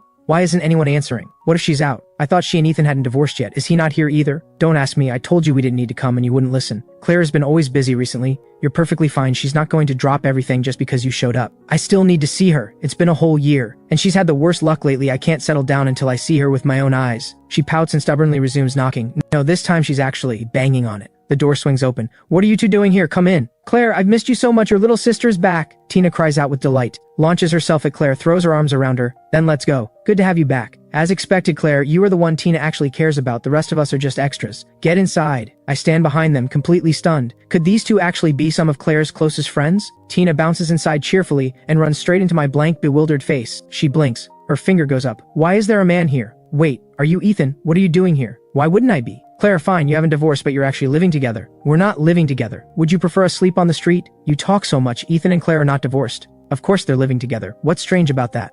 Come sit down. Tina opens her mouth, but she can't quite manage a smile in my direction, so she resorts to pretending I don't exist. She makes her way to the sofa and takes a seat. Fiona gives me a brief nod and does the same. I go to the kitchen and bring out tea for them. When I come back, all 3 women are seated, and both of the others have their eyes fixed on Claire in loaded silence, which makes me desperately want to disappear. I actually have something to take care of this morning, so I'll head out and leave you all to it. I won't be home for lunch. Got it? I head straight to my room, throw on a jacket, grab a few things and get out fast. The moment Claire said that, Tina has been staring at her with an expression of pure disbelief. The second I close the door behind me, she says with an indescribable expression, "Home for lunch? Claire, are you calling this place home?" The question catches even Claire off guard for a moment before she smooths back to calm. I've been eating here lately. He cooks well. Claire, you're seriously planning to keep living with him? Apart from his looks, he has nothing going for him. It's not like good-looking men are hard to find. I refuse to believe you'd keep him around for his face. If that were the reason, it would have happened long ago. So what is it? Frankly, in all the years I've known him, I haven't seen anyone in the same category who comes close. And people change. Don't judge someone by who they used to be. You didn't know him well before you left the country, and you haven't had any contact since you got back. Where does the confidence to judge come from? And finally, do you think Claire is an idiot? If she's been this patient with Ethan, there's a reason. Don't forget, in the eyes of the world, Claire is broke, and Ethan is still here. Doesn't that strike you as worth noticing? When Fiona had done the background research for Claire before, she'd gone through it carefully and come to a very strange conclusion. Her guess was that Claire was keeping him close to watch. After all, an open threat is easy to dodge, it's the hidden ones that get you. But before Tina can even nod to show she understands, Claire says something that surprises them both. It's not as complicated as you're making it. He has changed. Things are good between us now. The reason we're here is that there was nowhere else to go. These days he keeps himself occupied, earns his own money and cooks. He says it feels like the life he had before university. But then why won't he divorce you? His fresh start has nothing to do with staying married to you, does it? So why is he still here? There are other reasons, you don't need to know them. Just be civil to him going forward. He's not as bad as you think. Tina starts to push further, but Fiona cuts her off. Claire knows what she's doing. We don't need to worry. If Ethan isn't what we assumed, then we'll be polite to him from now on. Tina, I'm just saying. I know you're close with Claire. Can you please stop getting worked up every single time something involves Claire? Stop picking up bad habits from Vera, or you're going to lose your mind. I'm nothing like her. That little airhead and I are not the same. You're getting closer by the day. Remember when I told Vera not to go looking for Claire at that reception, and she went anyway? She almost caused a scene. You two are exactly the same, just in different packaging. That's completely different. I just got back, I didn't have the full picture. And you never explain things properly, always half a sentence and then nothing. I'm amazed I haven't lost my mind. My patience is truly exceptional. Tina glares at Fiona. Fiona returns it with a light, unbothered laugh. Enough of that. Now that you're back, are you joining the family company? I don't want to, but my father is insisting. You both know I have absolutely no interest in the auto industry. It's driving me crazy. You may not be interested, but talent doesn't care. You were spotting engineering flaws in your father's new car models back in high school. Did you really think he was going to let that go? He probably wakes up laughing at the thought of having a daughter born perfectly suited to carry on the family business. Someone save me. If I'd known my father was that calculating, I never would have fallen into his trap. My brief window of freedom is closing fast. My poor little food venture, he's going to swallow that up too. What really gets me is that he never once let on that he had a thing for food. He hid it for years. Years. The man is terrifying. Having an elder pushing you forward is its own kind of blessing. Your father has put a lot of thought into you. Treasure that. I was simply not born with your ability to appreciate refined culture, Claire. Every tea tastes the same to me. Knocking it back in one go at least feels satisfying. Isn't that the better way? Haha. Fair point. If it feels good, that counts for something. Tina takes the teasing completely in stride. Not everyone is born with a cultured soul. It is no big deal. I was never going to be Claire anyway. Anyway, Claire, what are you actually going to do? I refuse to believe Victor Cross is that good. How can one person anticipate everything and always get there first? Are you absolutely sure there's no leak on your end? Hearing this, the faint smile on Claire's face disappears. She thinks for a moment. I don't know where the problem is. Even when I haven't told anyone the plan, he still finds out. A simple leak doesn't explain it. As she speaks, both Tina and Fiona listen intently. Do you want me to sweep your things again? There might be some surveillance tech I missed before. I don't think that's it. I tried staying somewhere else with nothing from before, different clothes, different everything. It didn't make any difference. Does he actually have some kind of sixth sense? Even the eldest sister couldn't do anything? No, we worked together against him. Traps, direct confrontation, everything. He avoided all of it. Then somehow he connected himself to the Quinn family. Old Master Quinn personally stepped in to mediate, which was effectively a warning to us. Old Master Quinn? How is that possible? Hasn't he been out of these younger generation squabbles for years? Victor is disgusting. If he is going to fight, just fight. Bringing in outside support is low. This isn't a schoolyard scuffle where everyone fights fair. I can't stand it. Why would Old Master Quinn help him? I've never heard of Old Master Quinn being particularly charitable. Apparently Victor's wife happened to save Old Master Quinn's life at some point, and Old Master Quinn took quite a liking to her. But why does he have to go after Claire specifically? Claire has so many industries. Even if he pushes his construction business as hard as he can, it doesn't even overlap with most of what she does. Claire looks at the two of them, both visibly troubled, and suddenly smiles. Alright, isn't things actually better now? Stop worrying. Now that I have nothing, I can finally see what he actually wants. With nothing to my name, I can finally find out whether he's specifically targeting me, or simply looking to absorb assets and further his own ambitions. So Claire, are you planning to focus entirely on the tech sector going forward? The investment required is enormous. There's no telling when it'll pay off. Tech is the best industry for the future. I've wanted to restructure and upgrade for a long time. Before, I had to account for dragging the rest of the White family along. They are simply a group of leeches. Now that burden is gone. It's actually easier this way. Even if it did indirectly let you shed a burden, you still suffered real losses. That's undeniable. Once I take over the family business, I'll go after him for you. I refuse to believe he can foresee every single move. Don't make things more complicated. After you take over the family business, you'll need time just to learn the ropes. By the time you're ready, Claire will have already rebuilt. Just focus on your own lane. Claire has more sense than either of us. And if it comes to it, we're still here. After all these years of running nonstop, I finally get to breathe. What's the rush? Claire, how are you not even a little bit anxious? When has Claire ever been anxious? Fair point. I've never actually seen her panic. Alright then, Claire, just call me whenever you need anything. I'll be there. The three of them talk a while longer, then leave together. I come back in the afternoon to an empty apartment. I let out a breath of relief. Claire's friends are formidable, every single one of them, and they made their dislike of me perfectly clear. That kind of atmosphere is genuinely exhausting. I said I had something to deal with. I didn't. It was just an excuse to leave. And once I was out, I had nowhere to actually go. So I ended up at an internet cafe and wrote. The girl playing games next to me kept glancing over. She kept losing, over and over. By the time she finally worked up the nerve to strike up a conversation with me, I'd already moved to a different computer. However, I chose a new seat. The same thing happened. The girl next to my seat drifted over and tried to chat, asking what brought me here to write of all places, as if hoping to absorb some kind of positive energy from me. I had absolutely no idea what to do with that. Back home, I finally feel like I can relax. I change clothes, stretch out properly, and bounce my way onto the sofa. A thought crosses my mind. A shower sounds good. I check Claire's message on my phone. She won't be back until late tonight. So I make a beeline for the bathroom and take a long, satisfying hot shower. I towel dry my hair first, then brew some lemon tea and pull out the snacks I bought earlier. I sink happily into the sofa, think for a moment, and I decide, no writing tonight. I open the laptop, find the film I've been meaning to watch, and settle in with genuine contentment. As it plays, I alternate between grabbing handfuls of snacks and sipping my tea. There is no greater pleasure in life than having nothing pressing to do. Showered, hair dried, snacks in hand, film on screen. This is genuinely the most at ease I've felt since arriving in this world. As the film builds toward its climax, I'm completely absorbed. I've forgotten where I am entirely. Right as a door slams open on screen, a very real door opens behind me. The sound editor would be in trouble for this one. The timing is terrible. Did you not eat lunch? Claire's voice suddenly comes from the doorway. I flinch so hard. The crisps in my hand scatter across my folded legs. I look up to find Claire standing there with a slight frown. She's a few steps away, head tilted slightly, eyes fixed on me. No, on my now empty hands. From her perspective, a man a few steps away, eyes wide, frozen like a startled small animal, for example, a koala, she thinks. You weren't supposed to be back until late tonight. I finally find my voice, embarrassment written all over my face, the words coming out with an unmistakable note of accusation. Claire steps into her slippers and comes inside. She looks away as she speaks. I finished early. Tina wanted us to come see her company, but her father called her in suddenly, so she had to go deal with that first. The company visit also got shelved. After all, it's not going anywhere. We'll see it eventually. You didn't eat lunch? I pinch the corner of the chip bag and very carefully try to slide it out of sight, smiling. Of course I ate. I was just watching a film with some snacks. As I say it, I slide the bag under the table and immediately drop it into the bin. In the original Ethan's memories, Claire has never touched snacks, so eating them in front of her gives me this feeling of being embarrassingly out of place. That's all junk. Try not to eat too much of it. Yes, I know, I only have it occasionally. So are you staying in home for dinner? At the word home, something flickers briefly in Claire's expression. Yes, I'd already been mentally planning what to order tonight. It looks like I'm cooking after all. The film isn't finished. Shower was wasted. All that happiness for nothing. The great highs and lows of life always arrive without warning. What's wrong? Claire pours herself a glass of water and tilts her head at me, noticing that I look genuinely pitiful. Nothing. What do you want for dinner? Whatever you feel like making.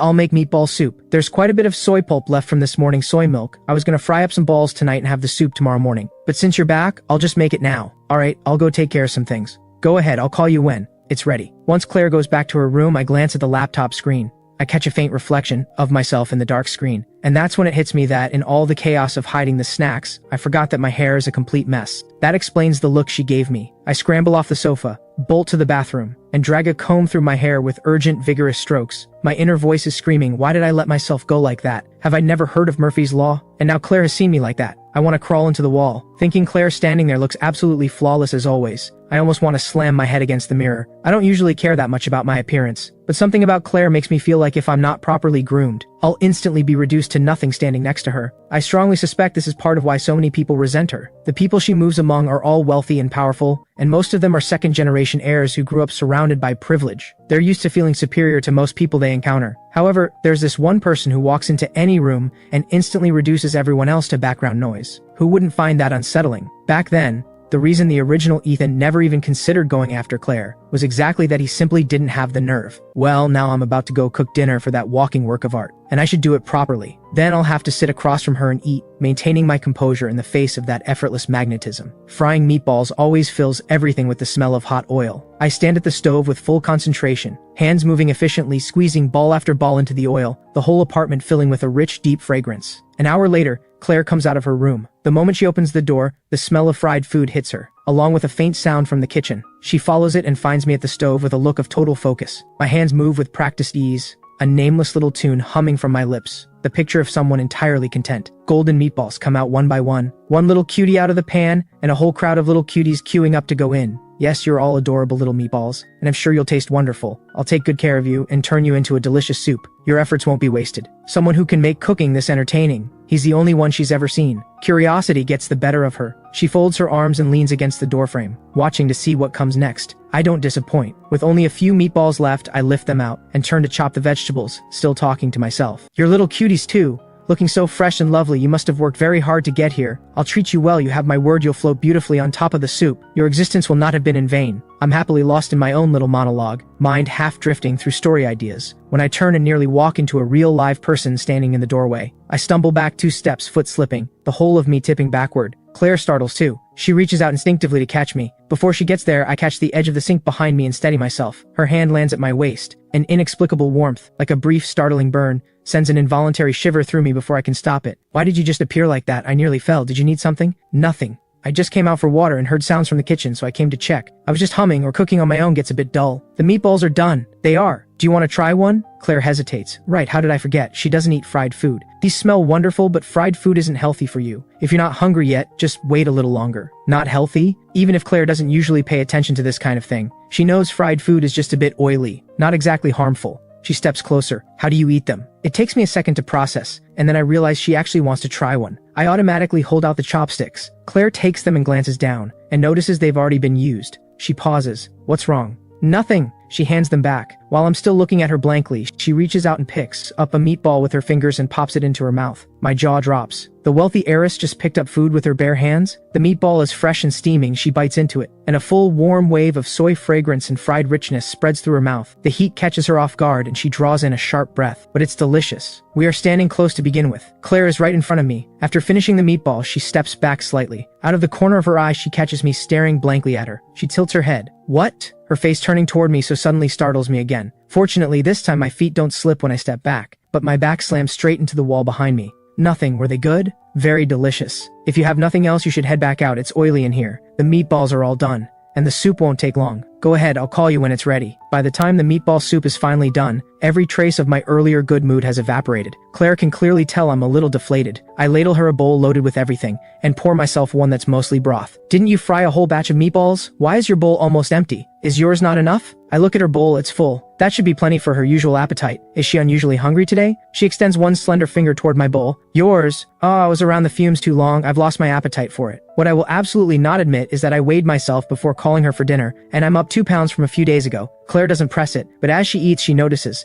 that I keep drifting off, staring at her bowl with an expression that unmistakably says, I really want some. Combined with my habit of weighing myself before meals, it clicks for her. You ate too many snacks today. Not a question, a statement of fact. I feel like someone just stabbed me in the heart. I deny it anyway. No, I didn't. Claire says nothing, just glances at me. Fine, I did have some snacks, but it was only a bowl of jelly, a box of biscuits, a small bag of popcorn, and half a bag of crisps. Saying it out loud, that does sound like a lot, but surely all of that together doesn't weigh 2 pounds. Snacks are full of additives. You really should cut back. If you're craving something, go out and have the real thing. Money isn't something you need to worry about. The last thing I expected was for Claire to say something like that. The small flicker of irritation I'd been feeling is immediately extinguished. The face across from me is as composed as always, but the care behind those words was completely genuine. Claire really is a good person. She was saying it out of genuine concern for me. Understood. I'll try to cut back from now on. Claire says nothing more. I eat my sparse bowl without complaint. After dinner and the dishes, I settle into my daily writing. But this time, Claire doesn't head straight back to her room. She comes out and sits beside me. I spoke to them today. They won't treat you the way they did this morning going forward. The misunderstanding they had about you has been cleared up. Next time they come, you don't need to make an excuse to leave. You mean you're close friends? Claire nods. It's fine. The misunderstanding doesn't matter to me. They're your friends, not mine. I don't mind. And honestly, it makes sense that they'd look down on me. I really am not the kind of person they would approve of. As long as we all stay out of each other's way going forward, that's good enough for me. When they come to see you, it's easier if I'm not around. You can all speak freely. Besides, I really did have things to do today. Alright, are you gonna keep writing tonight? Yes. Did you finish your film? Almost. I'll catch the rest another time. If you'd rather I not know what you're watching, you could get headphones. I quietly withdraw the hand that was reaching for my cup and smile stiffly. Why would I care if you know? You're learned and well-read. Does that make you the authority on what's worth watching? She doesn't answer. Instead, she picks up my cup and hands it to me. If you want to write good fiction, just watching films isn't enough. You have to analyze them. I don't mind the noise. You can watch whenever you like. Okay, got it. Claire gets up and goes back to her room. I take a sip of water and set the cup down. I still don't see that film. No writing, no income, that's the math. Over the following days, Claire keeps her usual pattern, out early, back late. Our routine settles into breakfast together, dinner together, and everything in between spent doing our own things. Then one day Claire comes home in the afternoon. I'm in the middle of writing. I don't look up at the sound of the door, just say by habit, you're back. Then a familiar child's voice cuts through, not even attempting to hide the surprise and disdain. Why is he here? You two still haven't divorced? The voice belongs to the child of Claire's late cousin, who died in an accident with his wife. They had been the people closest to Claire. After they were gone, Claire took in their son. His name is Luca. He's 8 years old and he had nothing but disdain for the original Ethan. It wasn't exactly that he had something against the original Ethan personally. In fact, the original Ethan simply never had much warmth for children. So from the moment Luca came into his life, the original Ethan never once showed him a kind expression. That alone might have been forgivable. But there was one holiday when Luca was starving at home, and the chef happened to be sick and wasn't in. Luca kept asking desperately for something to eat. The original Ethan was busy running off to meet his fair weather friends. Without giving it a second thought, he ordered delivery food that was far too spicy, something a child simply could not eat, and Luca ended up sick for days afterward. Because of that, Claire cut off a significant portion of the original Ethan's spending. The two of them had despised each other ever since. That was how things stood when I arrived. I actually like children, but Luca may not feel the same about me. That opening line had already made his feelings perfectly clear. We haven't divorced, so of course he is here. Not only that, from now on you will be living with him too. He controls your food supply. What? Are you joking, Auntie? In the past, whenever Luca made his dislike of me known in front of Claire, she never said a word about it. As long as it wasn't too outrageous, she let it go entirely. So why is she responding differently now? Auntie, is what people are saying actually true? You really went broke and that's why you're putting up with him? I stay quiet, genuinely curious to hear what Claire will say. Claire calmly flicks Luca on the forehead with one finger. Watch how you talk. Being a child doesn't give you the right to say whatever you please. I really did go broke, which means you don't have a choice. Luca's mouth falls open. He stares for a full 3 seconds. Then he shakes his head furiously. Impossible. My dad always said you were the most capable person he knew. How could the most capable person go bankrupt? And your business was enormous. How could it all just be gone? Oh no, I haven't even grown up yet. How am I supposed to earn money and support the family? I'm basically still a baby, and now I have to be the breadwinner? What can I even do? I'm in 3rd grade. Maybe you could send me to be a child model. I've done runway training before, and I'm good looking, so someone would probably take me. Not a chance. You have no connections now. How do you think all those clearly unattractive child models get the work? They pick looks and background. Unfortunately, you no longer have the latter. You're lying! You know so many people, you've helped so many of them. Make them help you back. Then let this be a lesson you remember. Everyone loves a winner, but it takes a real friend to love a loser. When you help someone, don't expect them to return it. If they don't make things worse, that's already something. Claire follows him into the bathroom, her voice carrying through the door. So what do? We have to live here from now on, and we'll never eat good food or wear nice clothes again? The kids at school are saying I'll probably have to transfer soon, is that true? Yes, during holidays you'll be here with me. The food and clothes you're used to will mostly be gone. As for transferring, do you want to? Yes. My classmates are laughing at me. They think I don't know, I hear everything. But you won't be transferring right now. There is still 1 semester of tuition already paid. Afterward, Claire comes out with Luca and they sit on the sofa. I've been pretending to write this whole time, but I can't keep ignoring them. I quietly take out some tangerines and put them on the table in front of them. There is no other fruit in the house right now, this'll have to do. But they're all talking about me, it's awful. When you don't have power behind you, being talked about, even mocked, is just something that happens. But even when you're successful, and in a position of power, people will still talk and still laugh, and it'll be worse than now. If you become strong enough, they'll just make sure to do it where you can't hear. As she speaks, Claire peels a tangerine for Luca. You haven't greeted anyone yet. As Luca reaches for the tangerine, Claire tilts her head slightly toward me. Luca follows her gaze and looks over at me. His mouth opens, then stops. He hesitates, then asks Claire, what am I even supposed to call him? You can just call me Ethan. Okay, Ethan. Are you on holiday? What do you want to eat? I'll make it. You can cook? Then why didn't you before? He looks at me with wide, innocent eyes and asks the most pointed question imaginable. We had a cook before. Listen to him saying it like he's all impressive. Rice is fine. No problem. Just a few stir-fried dishes is enough. But I end up going a little further than that. While cooking, I put more care into it than usual. I make the rice and dishes as fun and child-friendly as I can. I've always liked children. Back in my previous life, I'd fool around with my friends' little ones all the time. So when I saw Luca just now, I liked him immediately. He's really adorable. If our history weren't what it is, I probably would have already gone over and hugged him. Claire takes Luca into her room. A while later, the food is ready, and I go to call them. Luca comes out already changed into pajamas, washes his hands without being told, and sits in the chair I set out for him. He sees the food on the table, and looks surprised. He points. You made all of this? I shaped the dishes into cheerful cartoon faces. Even the rice has a smiling face made out of egg. His portion only, of course. Claire's and mine are perfectly ordinary. Luca has his own special set. First day of the holidays, you get VIP treatment. I'll pick up a set of smaller cutlery for you too. The adult ones are awkward to use. You don't need to make special food for me. I'm not a little kid anymore. I don't need to be coaxed into eating. I eat normal food at school. I'm in 3rd grade. Even if you were in university, you'd still be a little kid to us. Besides, what I make is my call. You only get to decide whether to eat it. If you don't eat it, next time I'll make whatever you hate most. We're broke now. So if you don't eat what's in front of you, don't expect pocket money to buy something else. You'll just go hungry. You're so...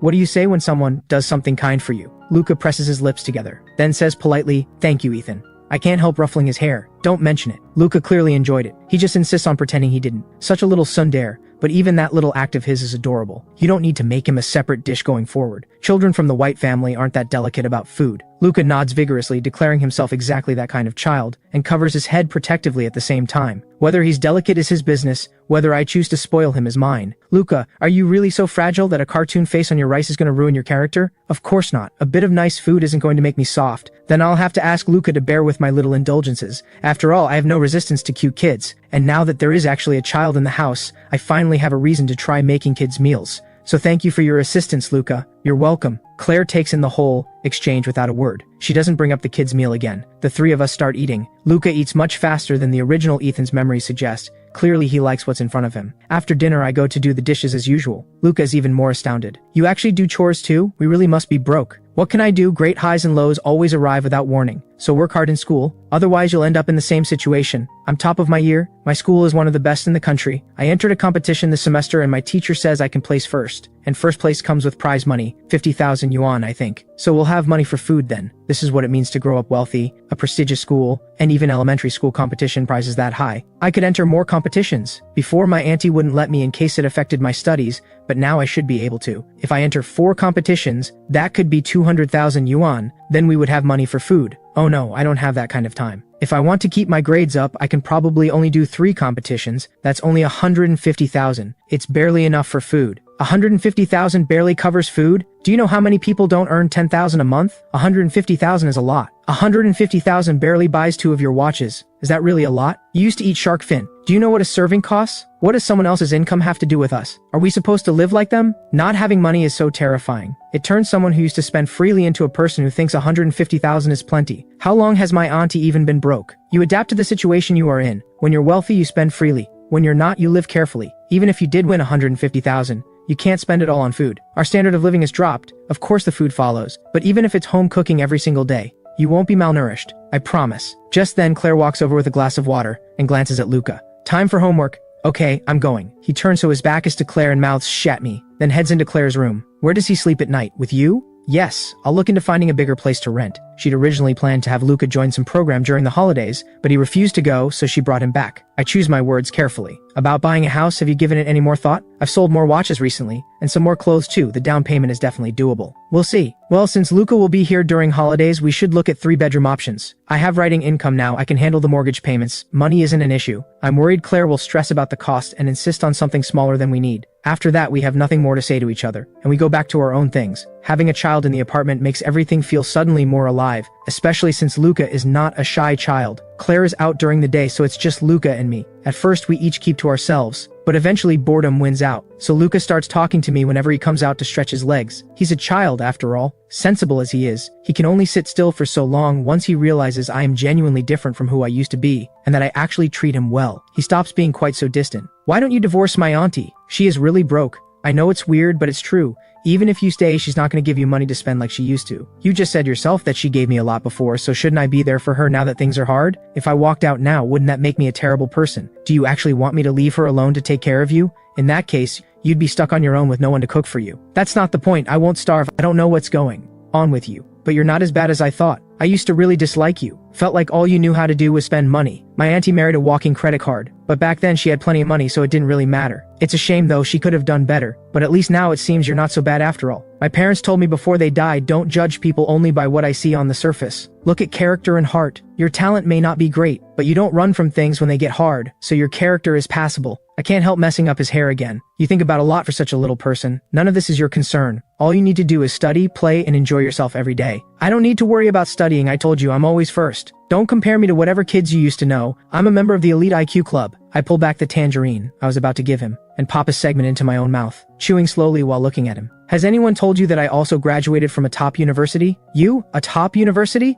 That's right, a key national university. The reason I married your auntie, and the reason I became the way I was, there were reasons for all of it. But I've figured things out now. I've gone back to being who I actually am. Understand? Then I hold the tangerine out to Luca again. He reaches for it and I pull it back. He grabs it. Nothing. Are you giving it to me or not? I press my lips together to hide a smile, and this time actually give it to him. Here you go. How do you feel about wontons for lunch? I'm already a bit hungry. Make plenty. Deal. I'll make sure you are well fed, young Master Luca. I save my document, get up, and head to the kitchen. Luca watches me walk to the kitchen with a look he doesn't even know is there. Something that could only be called longing. Since his parents died, he hasn't lived in a home that felt like this, warm and full of small living details. In Claire's villa before, there was no shortage of anything, and Claire was good to him, but it never quite felt like living. His heart was never really at rest. Now I care about him every day, and my attitude feels completely natural. And when he talks to me, it's like he's talking to family. He can say anything. For the first time in a long time, he feels like he has a home. He thinks he understands now why his auntie has been less cold toward this man. Claire notices that Luca is more and more at ease around me. In the evenings when she asks how his day went, he usually says it was good. Then one evening at dinner, I suddenly suggest I've got some free time these days and Luca has been stuck inside for ages.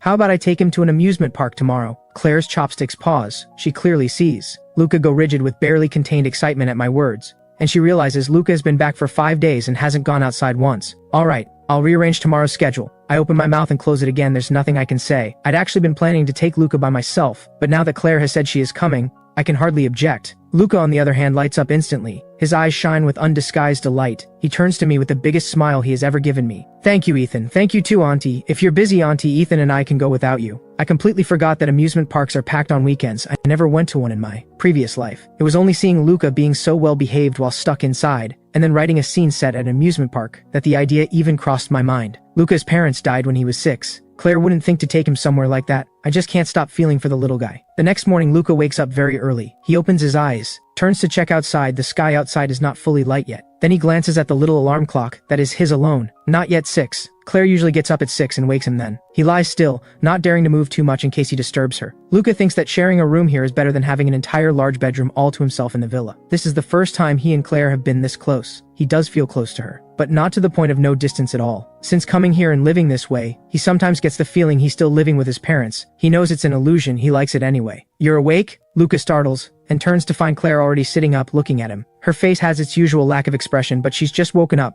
There's a drowsy softness to her that makes her seem gentler somehow. Yeah, just now. He scrambles up quickly on his own, grabs his clothes and starts pulling them on. Claire makes no move to help, for children from the White family learn to be independent early.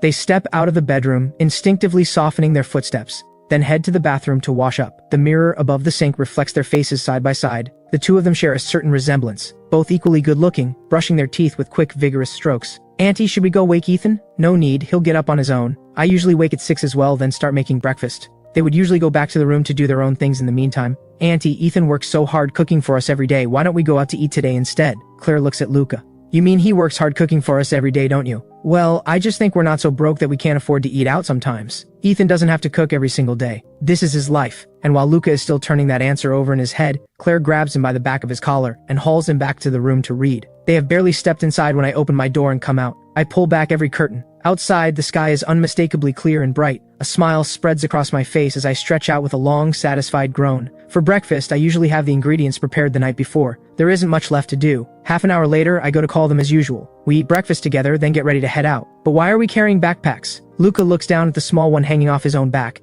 then at the large one on mine, genuinely puzzled. Did you forget we're broke? Everything inside the amusement park is overpriced. It's all the same stuff you can buy anywhere. Of course, it's more sensible to bring it from outside. Don't worry, yours only has the lighter snacks in it. You won't get tired from carrying it. But how much more expensive can the snacks really be inside the park? No matter how much the price goes up, there is a limit. It's just snacks. How much more could they possibly charge? I unzip his backpack and pull out a bag of crackers. I bought these crackers at the supermarket for 10 yuan. Go check what they sell for inside the park later and see for yourself. Fine, I'll look. He sounds dismissive, but he turns around obediently all the same and lets me pack the snacks back into his bag. The three of us finally set off. Claire drives us there. On the way, with nothing better to do, I decide to tell Luca a story. My own web fiction is obviously out of the question for a third grader, so after thinking it over, I settle on a fairy tale. I go with Cinderella, a classic story and not a particularly long one. By the time I finish, barely 10 minutes have passed. Luca appears to have listened attentively all the way through and very generously offers his verdict. Your pronunciation is pretty good, Ethan. I don't know whether to laugh or groan. Did you actually listen to the story? I know Cinderella is a classic, you've probably heard it or seen it before, but Confucius said that reviewing what is old brings new understanding. You should have gotten something new out of it. You're right, but I've already thought about this story many times.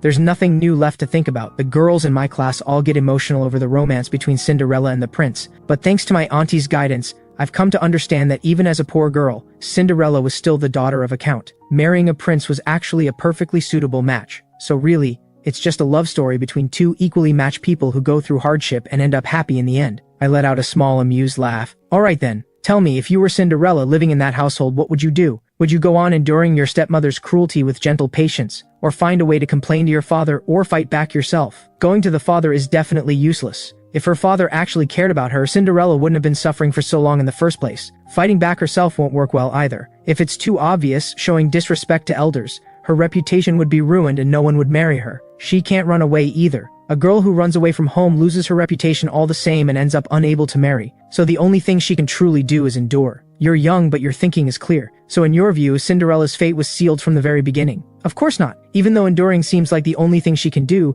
there is actually quite a lot she could do. Take reputation, for example. Treating elders badly is wrong, but a stepmother treating her stepdaughter that badly is equally wrong. And the stepmother has 2 daughters of her own to think about. She had better consider whether her own daughters will find anyone to marry if her reputation suffers. From the driver's seat, Claire glances at the two of us in the rearview mirror. At Luca's words, she gives the smallest, barely perceptible nod. I'm genuinely startled by the logic coming out of this 8-year-old boy. So what are you saying? Luca continues just as calmly and methodically as before. Before long, the car pulls into the car park and comes smoothly to a stop. Luca is the first one out, leaping from the car, his excitement impossible to contain. I quickly get out and grab his hand and give him careful instructions. This place is always crowded, and today it's especially packed. You're so cute, exactly the type that child traffickers love most. So you must hold either my hand or your aunt's at all times and stay close to us.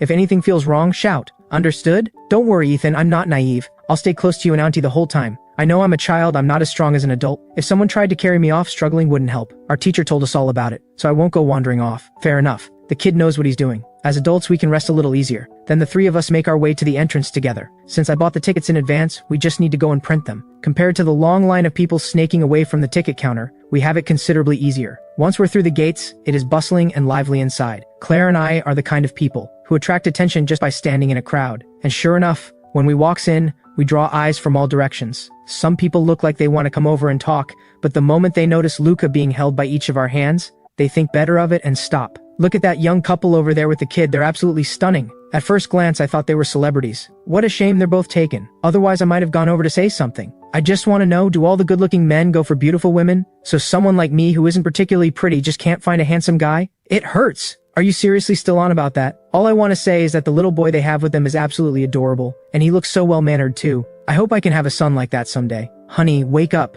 Neither you nor your husband are anywhere near that level of good-looking. You're still hoping for a child with those looks? I desperately want to laugh listening to them. But it's a shame Luca isn't actually my child, or I'd be laughing even harder. Ethan, what should we go on first? Depends on what you want to do. I think the roller coaster and the bumper cars both sound fun. Are you interested in either of those? I've never been to an amusement park myself, so the only rides I actually know about are a handful. Luca hesitates for a moment, glances at the roller coaster track in the distance, then makes up his mind. Let's go on the roller coaster first then. Alright, roller coaster first, bumper cars after. There is quite a crowd at the roller coaster, either adults with children or couples. Without waiting for Claire, I head over on my own initiative and join the back of the queue. Waving to Luca and Claire, I'll queue up here. If you get tired, go rest on the side. The people around us exchange glances. A woman nearby is practically green with envy as she says to her boyfriend, a guy that good looking is actually willing to queue up and let his wife and child go rest on the side. That is just unbearably enviable. What's the matter? Do you have a problem with how things are right now? All you see is a handsome man queuing, but you're not looking at how beautiful his wife is, and everything she's wearing is designer.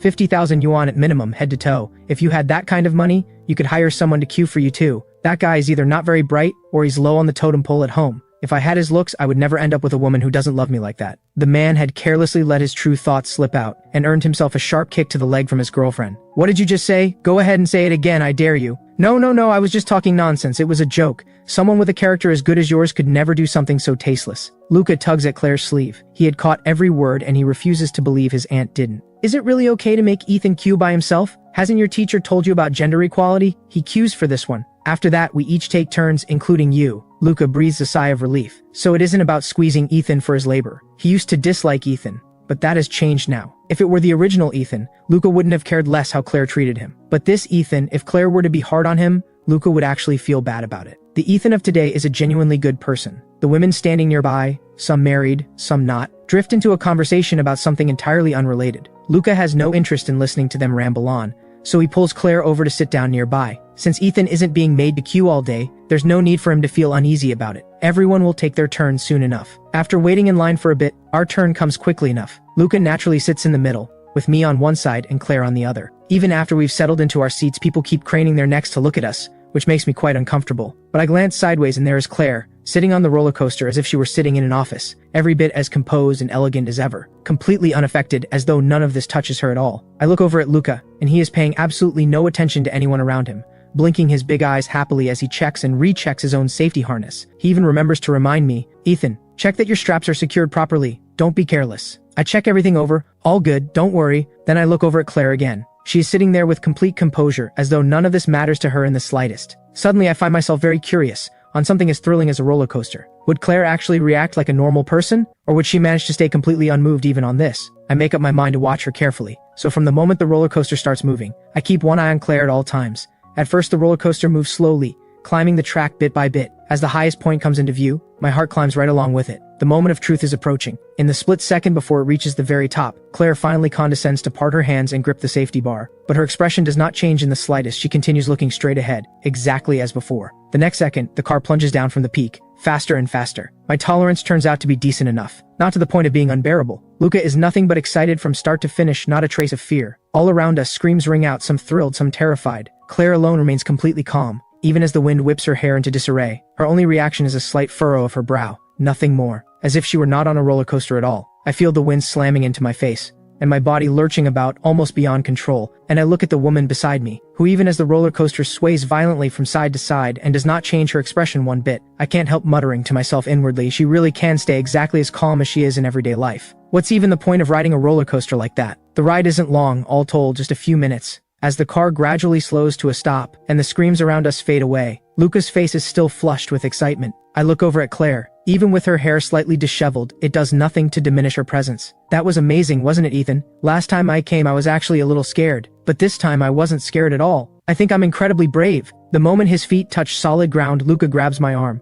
and announces excitedly, though the poor kid wobbles as he walks and nearly topples over. I quickly steady him while not daring to move too much myself. Yes, Luca is incredibly brave, only 8 years old and completely fearless on a roller coaster. Far braver than I am. When I rode one in middle school, I was so scared I actually cried. There was a roller coaster installed in a park near my home, and I happened to have a rare holiday. My parents, who were also free that day, took me to try it. For the entire ride, I couldn't bring myself to open my eyes. And even so, when I got off, I sat straight down on the ground and cried. I was young. I'd never experienced anything that thrilling. It was a lot for a kid to handle. You really were a coward. I didn't cry even when I rode it before I was 6. Don't worry, if you're ever scared of anything in the future, just hold on to me. With me by your side, you don't need to be afraid. Alright, thank you in advance, Luca. What a little angel. Words this warm paired with that adorable little face. My heart nearly melts on the spot. Which one do we go on next? Bumper cars. Right, bumper cars it is. Ethan wants to play. Wait, hold on, when did I say I wanted to play bumper cars? I'm genuinely confused. I never said I wanted to play, I was only making a suggestion. If you didn't want to play, why did you suggest it? Adults can play bumper cars too. The truth is I really don't want to play bumper cars. I only suggested it because I couldn't think of any other rides on the spot. I've never been to an amusement park before. But before I even have a chance to explain, Claire has already taken hold of Luca's other hand and started walking forward. Luca moves with her, which gives me a sharp tug forward as well. These two simply do not believe that I don't want to play bumper cars. They haven't given me a single chance to explain. Honestly, if I were to insist right now that I don't want to play bumper cars, would these two think I was just trying to save face? I think it over for 2 minutes and arrive at a very definite conclusion. Whether I want to or not, I am playing bumper cars today. The crowd at the bumper cars is noticeably smaller than at the roller coaster, so Claire sends Luca to queue up. The moment he joins the queue, he draws a shower of starry-eyed looks. Nearby, a little girl has been crying non-stop, her father completely unable to calm her down. But the moment she catches sight of Luca, her crying cuts off instantly. She wriggles free of her father's arms and darts straight over to Luca's side. With everyone watching, the little girl grabs Luca's hand without a hint of shyness. She blinks at him with wide, innocent eyes and says sweetly, "Can we play together, big brother?" The little girl looks to be about 5, barely reaching Luca's shoulder. "Hey, no more crying. We're both here to play bumper cars, right?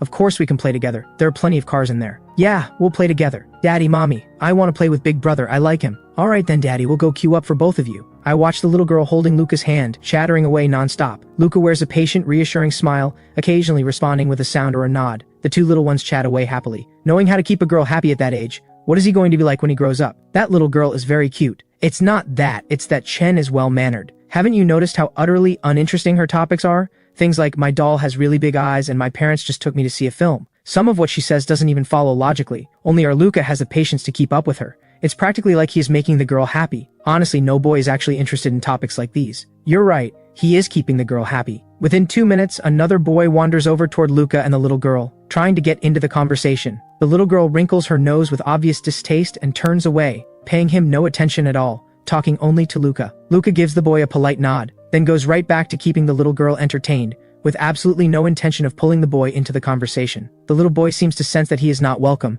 and trudges back to where his parents are standing, looking dejected. Alright, fair enough, he is definitely keeping the girl happy. When our turn finally comes, Luca coaxes the little girl back to her parents. Then without a second glance back, he takes hold of me and Claire, and heads briskly over to register. We get into the bumper cars efficiently and get straight to it. From the way Luca drives, there is absolutely no indication that he has any intention of waiting for the little girl to play with him. The best thing about bumper cars is being able to crash into whoever you like. My driving skills are nothing special, but here it doesn't matter at all. The whole point is to crash. Luca keeps ramming into other cars around him with gleeful abandon, noticing how beautiful Claire is. Some people deliberately aim for her car and try to talk to her as they do it, but Claire drives her bumper car as though she is practicing her driving technique, perfectly evading every car around her every single time, not giving anyone the slightest chance to make contact. I watch in silent amazement. Once Claire realizes people are deliberately targeting her, she starts actively trying to avoid them. The people trying to crash into her can't even graze her bumper, while Claire sends all of them spinning off in disarray, so they redirect their efforts toward me and Luca. In the end, Claire deliberately creates an opening to draw them away from us.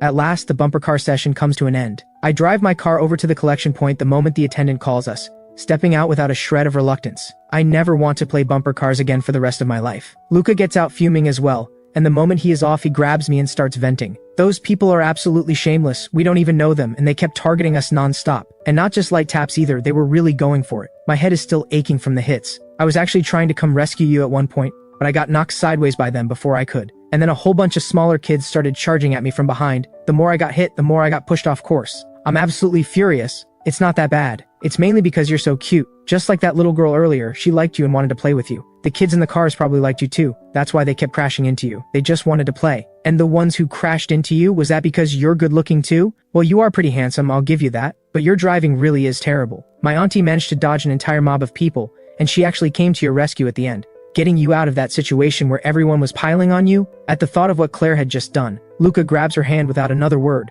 looking up at her with pure admiration. Auntie, you're amazing, will you teach me? There were so many people trying to hit you just now and not a single one managed it. Thank you. I offer my thanks to Claire. She gives me a nod, then turns to Luca without any softening. You're young and you're short now. Your feet can't even reach the pedals properly, so don't overthink it. Focus on eating more and growing taller first. In this life there are some things someone simply cannot control. Height is one of them. Luca deflates instantly. His height is perfectly respectable for his class, but he is still a child. How can he possibly be compared to an adult? Don't worry about it. When you grow up, you'll definitely be even better than your aunt. I'm sure of it. But for now, try having an extra glass of milk before bed each night. I'll make sure it's ready for you. Milk helps you grow taller. Even if you can't match an adult's height just yet, at least aim to be the tallest among kids your own age. Deal. So what are we going on next? I'm starting to regret not looking up a guide before we came. While I'm still thinking it over, a little boy passing by tugs his parent's hand and bounces with excitement. The pirate ship! I'm going on the pirate ship! I immediately turn to Luca. Do you want to go on the pirate ship too? Sure, I'm up for anything. I take out the map. The pirate ship is just up ahead, not far at all. Let's go then. By the time we reach the pirate ship, the previous group is just getting off and the next group is boarding.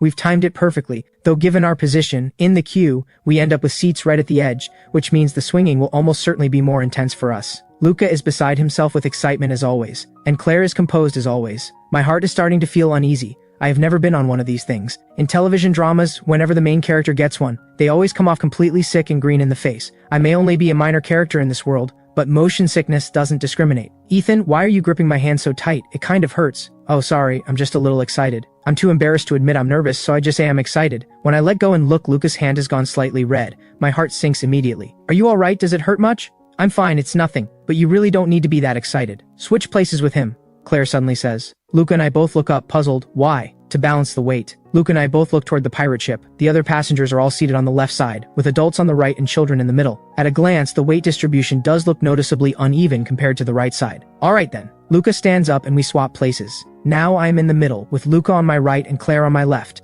I have barely finished securing my harness, when Claire takes hold of my left hand, and Luca promptly takes hold of my right, both of them holding my hands at the same time. It gives me the feeling of being protected by them. It is genuinely touching. The pirate ship starts to move, swinging wider and wider. Many people around us have already started screaming, but to my relief, it is far better than I had imagined. It is thrilling, but not terrifying. I think I'll manage to keep my breakfast. As I suspected, background characters don't get the delicate constitution of a main character. The pirate ship swings for a while, then gradually slows. I feel Claire's grip on my hand loosen slightly. When the ship finally comes to a complete stop, both hands release mine at the same time. Ethan, you were so brave. You didn't get sick and you didn't cry. Much better than I expected. I think to myself, I was only a little anxious at the start. It wasn't real fear, but that's hardly something I can say out loud, so I reply, well, I am an adult after all, and you were better than I expected too. You did a good job. Plenty of adults are still cowards. Like that person over there, for instance, Luca says, pointing toward a woman by the rubbish bin bent over a plastic bag and being violently sick. See, she's really in a bad way. I look in the direction he is pointing. The woman is actually quite beautiful. Even in the act of being sick, she maintains a certain composure, and remarkably, her natural elegance seems entirely undiminished. The attendants nearby hurry over to check on her. The woman lifts her head slightly. I catch a glimpse of her face, and there is something oddly familiar about her. But no matter how hard I think, I cannot place where I've seen her before. Don't go pointing at others, and don't comment on strangers. Claire presses Luca's hand down, her tone carrying a gentle note of correction. Luca immediately withdraws his hand and nods obediently. Never mind other people, let's go. It's been over 2 hours. Are you hungry or thirsty? I unzip Luca's backpack. and hand it to him, gesturing for him to pick whatever he wants. Then I take off my own bag, unzip it, and pull out a small carton of children's milk to give him. Thank you, Ethan. Make sure you and Auntie have something too. Eating snacks in front of Claire and asking her to join feels like a significant challenge. I'm still hesitating. When Claire reaches over and takes both bags from my hands. What do you want? She doesn't say a word about the snacks. I'm a little surprised. Maybe it's because we're out having fun today. Either way, there is the chance. I should take it. I pull out crackers and chips and also grab a bottle of cola. I just want junk food. There's nothing to be done about it. Claire glances at what's in my hands and says nothing. When Luca opens his mouth to say something, she catches it with a single look and successfully puts his "I want cola too" to death before it can be born. As I eat, I notice that Claire hasn't touched a single thing. I feel awkward about it and finally ask, would you like to have some too? Honestly, snacks aren't so bad, and all the additives are within the approved safety limits. Besides, since you never eat them normally, having a little once in a while won't do any harm. It's not as dramatic as all that. You eat. Claire doesn't refuse outright, but the meaning is perfectly clear. I eat my own then, but I try once more.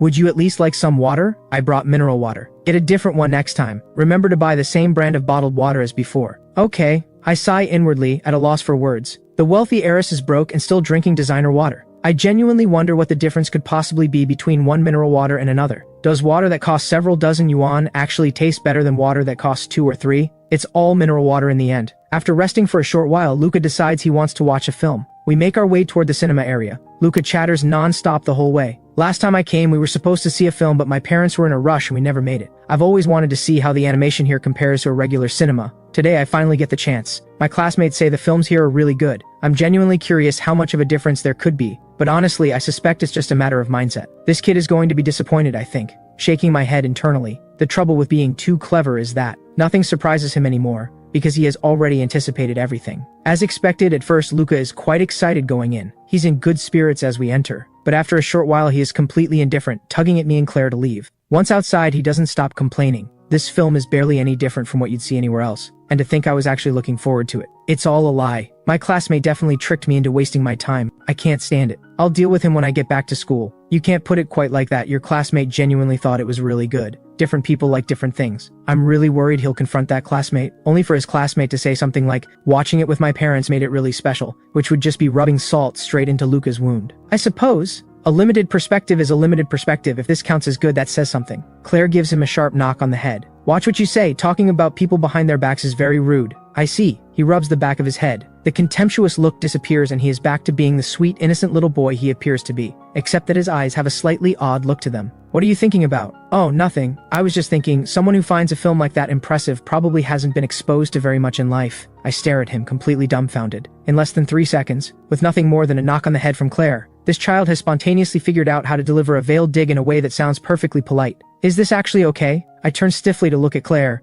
who appears entirely unaware, and gives Luca a pat on the head that carries a distinct air of approval. Wait, hold on. Is this really a healthy way to raise a child? Luca clearly knows this kind of comment makes the other child look bad to everyone around him, while leaving said child with absolutely no way to argue back. He did it deliberately, didn't he? Don't worry, Ethan. I'm a good kid who gets along well with my classmates. I manage a smile. We have more or less done everything the amusement park has to offer. I check the time. It is already past 11. It'll be noon soon. Should we go get something to eat? I'm not particularly hungry, but we should eat properly. We can't survive on snacks alone. I want to go to a fast food place. I can understand other kids wanting that. You're someone who used to eat proper food every day. How do you like that kind of thing too? I'm genuinely embarrassed. I put so much care into cooking every day, and this little guy still wants fast food. Claire isn't going to think I phone it in when she's not around, is she? I just want to try it. The atmosphere there is different from other places. Even if I eat good food every day, that doesn't mean I can't mix it up once in a while. Auntie, just let me have it this once. One time won't hurt. Even junk food eaten once in a while won't make me sick. And besides, just let me be happy today. Claire stands there, tall and elegant as ever.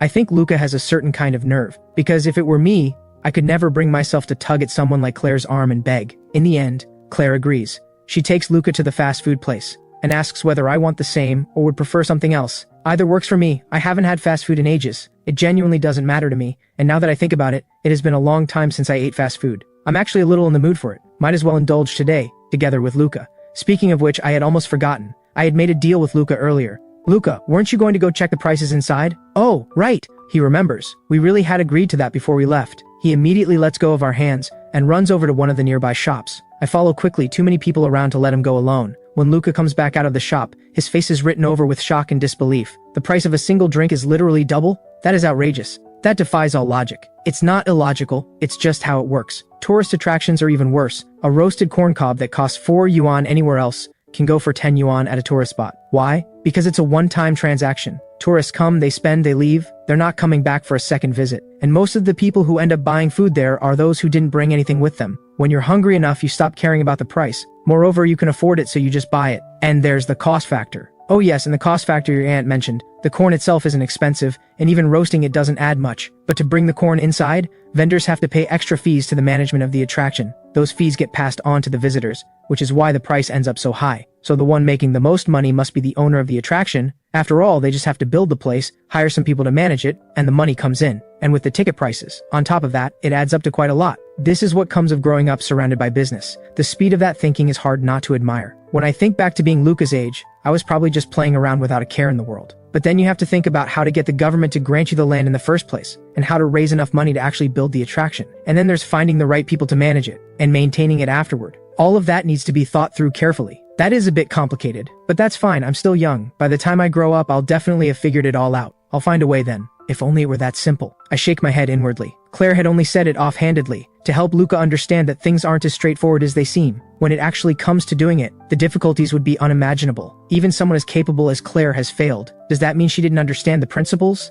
Clearly, knowing how something works doesn't necessarily mean you can make it work. There are too many external factors. Most of the time, it simply isn't up to you. Things like the inexplicable luck that seems to follow main characters. Forces that lie entirely outside the realm of reason. Back home, everything returns to its normal rhythm. My life is very structured. I get up on time and make meals, tidy up the apartment, then sit down to write. After lunch, once everything is cleared up, I take a nap. I wake up in the afternoon and get back to writing, occasionally doing research or preparing design sketches for future freelance work. Evenings are the same. After dinner, I do some writing with the occasional browse through other websites. Sometimes I watch a drama to wind down. Beyond that, I make sure to set aside time for laundry and cleaning, regular grocery runs, and of course keeping up with exercise to stay in shape. When Luca needs it, I take him out from time to time, to the museum, or the library, places like that to pass the time. Claire is busy almost every day. What she's busy with, I have no idea. She only appears at breakfast and dinner. In the evening, she checks in on what Luca has been doing throughout the day. She hasn't said anything about me taking him out, so I take it as her tacit acceptance of how things are. But peaceful as things are, there are still matters that need to be resolved. So one morning at breakfast, I bring up the housing question again. Luca looks over at Claire. Bedtime has been a source of quiet suffering for him. When sharing a bed with Claire, he doesn't dare move around.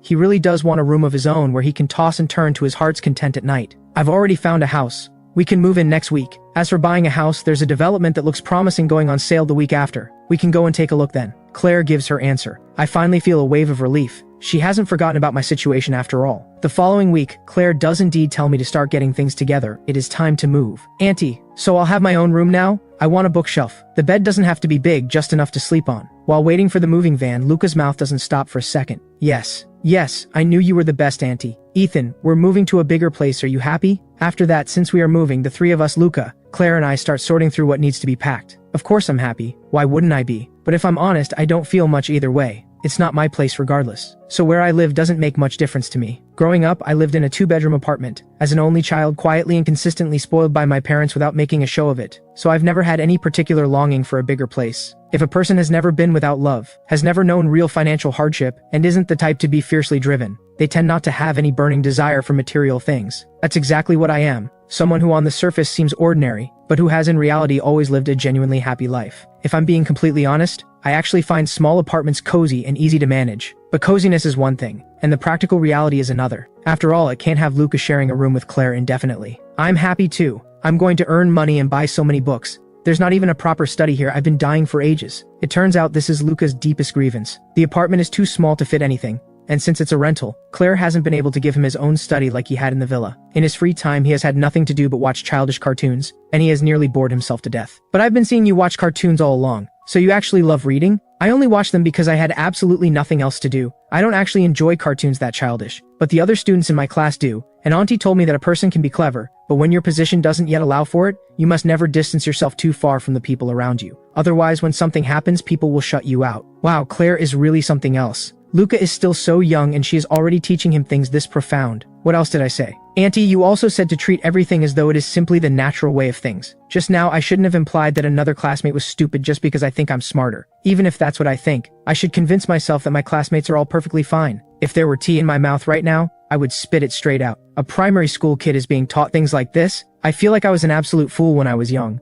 I didn't figure this out until high school, and I had to work it out for myself. Go to read it. Claire reaches into one of the packed boxes and pulls out a book at random. She hands it to Luca. Luca takes it obediently, doesn't even glance at the cover, and opens it to start reading. I sneak a look at the title. It's called The Art of Calculated Cunning. Well, the apple doesn't fall far from the tree. An ordinary person like me had better keep their opinions to themselves. The moving van arrives quickly, but there isn't much to move. When it actually comes to sorting through everything, I realize that the vast majority of items in this apartment were bought by me, and most of them are everyday household supplies. It is Luca who finally can't stand it, and signals to Claire to say something to me. Only then do I let go of the basic essentials, things like cooking oil, salt, soy sauce, and vinegar. One thing to be grateful for that the clothes that once took up nearly my entire bedroom have been sold off for the most part, which makes moving them a much simpler affair. The new apartment is in another complex not too far from this one, with better overall security and surroundings than before. Once inside, I find the layout is excellent too. Having worked in design, I do a lap of the space, and have to admit, Claire has picked an excellent place this time. The apartment has basic renovations done,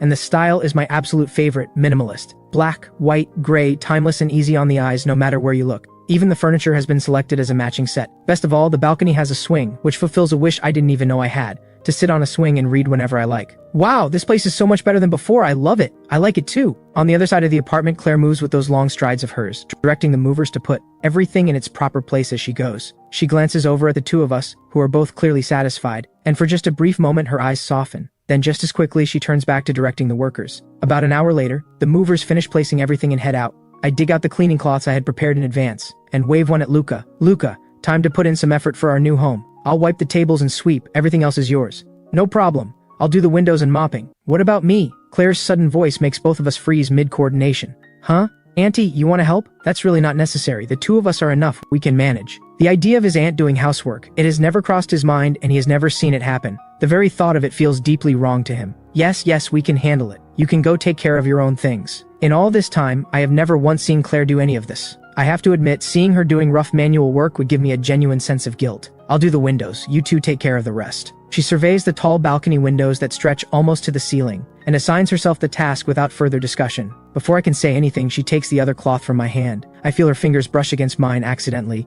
and instinctively shiver. What's wrong? Are you cold? No, probably just a little too much internal heat from not drinking enough water lately. It's nothing. I'll just drink more water over the next couple of days. It's definitely not because she touched me. I'm not made of glass. Just eat fewer snacks. A blade flies through the air and lands straight in my chest, leaving my face visibly crestfallen. Hearing this, Luca watches the two of us, and once he confirms that Claire isn't paying attention to him, he makes a nimble dash straight for my bedroom. If he doesn't run now, that blade might just get redirected at him next. He still wants his snacks. I immediately deny it. I haven't been. What I get in return is Claire's back as she turns away. The rubbish bag gets changed every day, so where is all this rubbish coming from? I slap the back of my left hand with my right. How did I forget about that? But Claire leaves early and comes home late every day. She's so busy, and when she is home, she's in her room. How does she still find the time to notice the rubbish bag in the living room? From now on, fewer snacks and more water. Now get to work. Little does Luca know, while he is busy wiping the bedside table in the bedroom, has no idea that in one fleeting moment, I've just made a split-second decision to cut back on his snacks. All because of something his aunt said. If he had known, he probably wouldn't have chosen to disappear the moment he sensed trouble. After more than an hour of work, the apartment is finally in order. This includes the time I spent pretending to sweep, while quietly watching Claire's back. I'm certainly not going to admit that I'm planning to write Claire into my novel. Well, who told her to keep bringing up the snacks? Besides, there's no original version of this story in this world. Using someone like Claire, a real-life CEO, as the lead character would definitely be a massive hit. The bankruptcy part can stay out. I'll write her as she was before. Keep it grounded, it'll still be popular. Ethan, you've been looking at my aunt with a really strange expression today. I get it though, it's fine.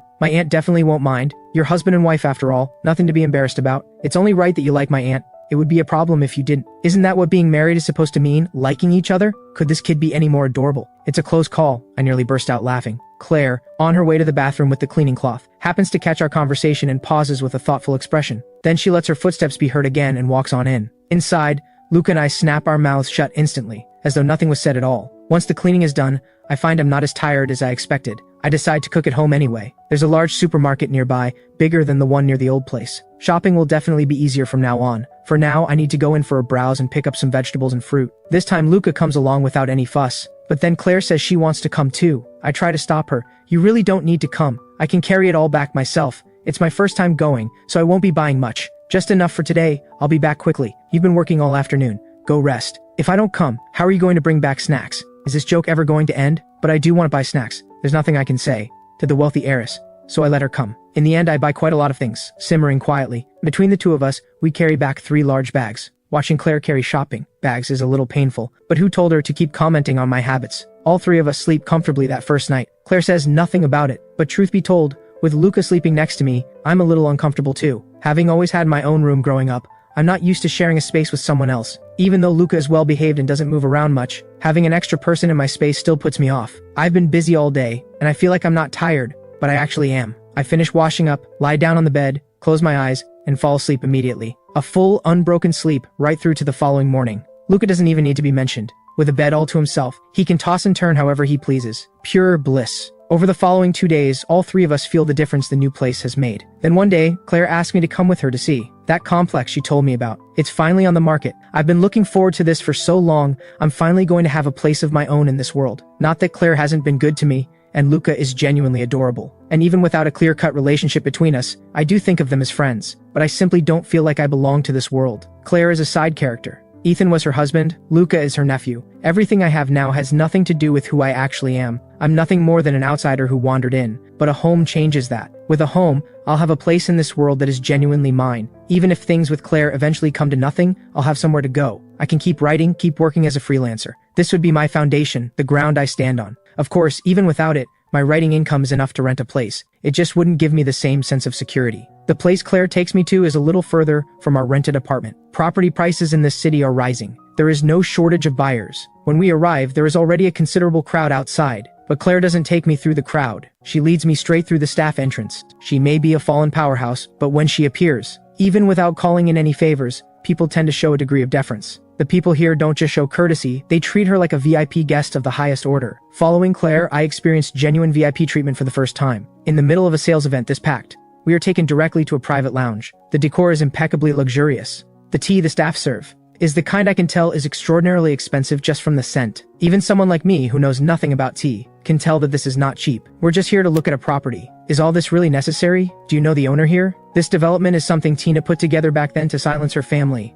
She won't be touching property again after this. Just pick whichever unit you like, pay the going rate, nothing more. Even if she developed it, coming in this way feels like taking advantage. Is that really all right? If it were Claire buying for herself, that would be one thing. But this is going into my name. Using privilege for my own benefit feels off. Besides, Tina has made it quite clear she doesn't particularly like me. The last time she came by, the way she looked at me at first, cold and dismissive, I saw it perfectly clearly. You'll pay the full price. She is just letting you have the pick of the units. They'll make their money either way. There's no difference to her. These 3 buildings have the best layouts and the best positions. Leave out the bottom 6 floors and the top 6, and choose whichever unit you like from what's left. Which one appeals to you? Alright? I'll stop overthinking it. She says to pick, so I'll pick. I figure I can always buy another unit later if needed, and then start looking at the floor plans properly. I may be an interior designer, but I know a thing or two about architecture, and these 3 buildings really are impressive. After going back and forth, I settle on a 3-bedroom, 2-living-room unit. If it's all done up and we still haven't divorced by then, the 3 of us could live there. And if we do divorce and the place is mine, 1 bedroom, 1 studio, 1 activity room. Perfect. Once the unit is chosen, it's time to see it in person. Claire leads me along with a staff member to the site. The surrounding facilities aren't fully completed yet, and the corridors are in a bit of disarray. Usually with property developments, you sell first and then build. Why did they build first and sell afterward? Because I told her as long as the build quality is good, it will sell. And since property prices keep rising, the longer you wait to sell, the higher the price. So that's it. No wonder she's a big shot who is deeply involved in large-scale construction. Not like me, a transmigrated fake intellectual. Her assessments come entirely from genuine expertise.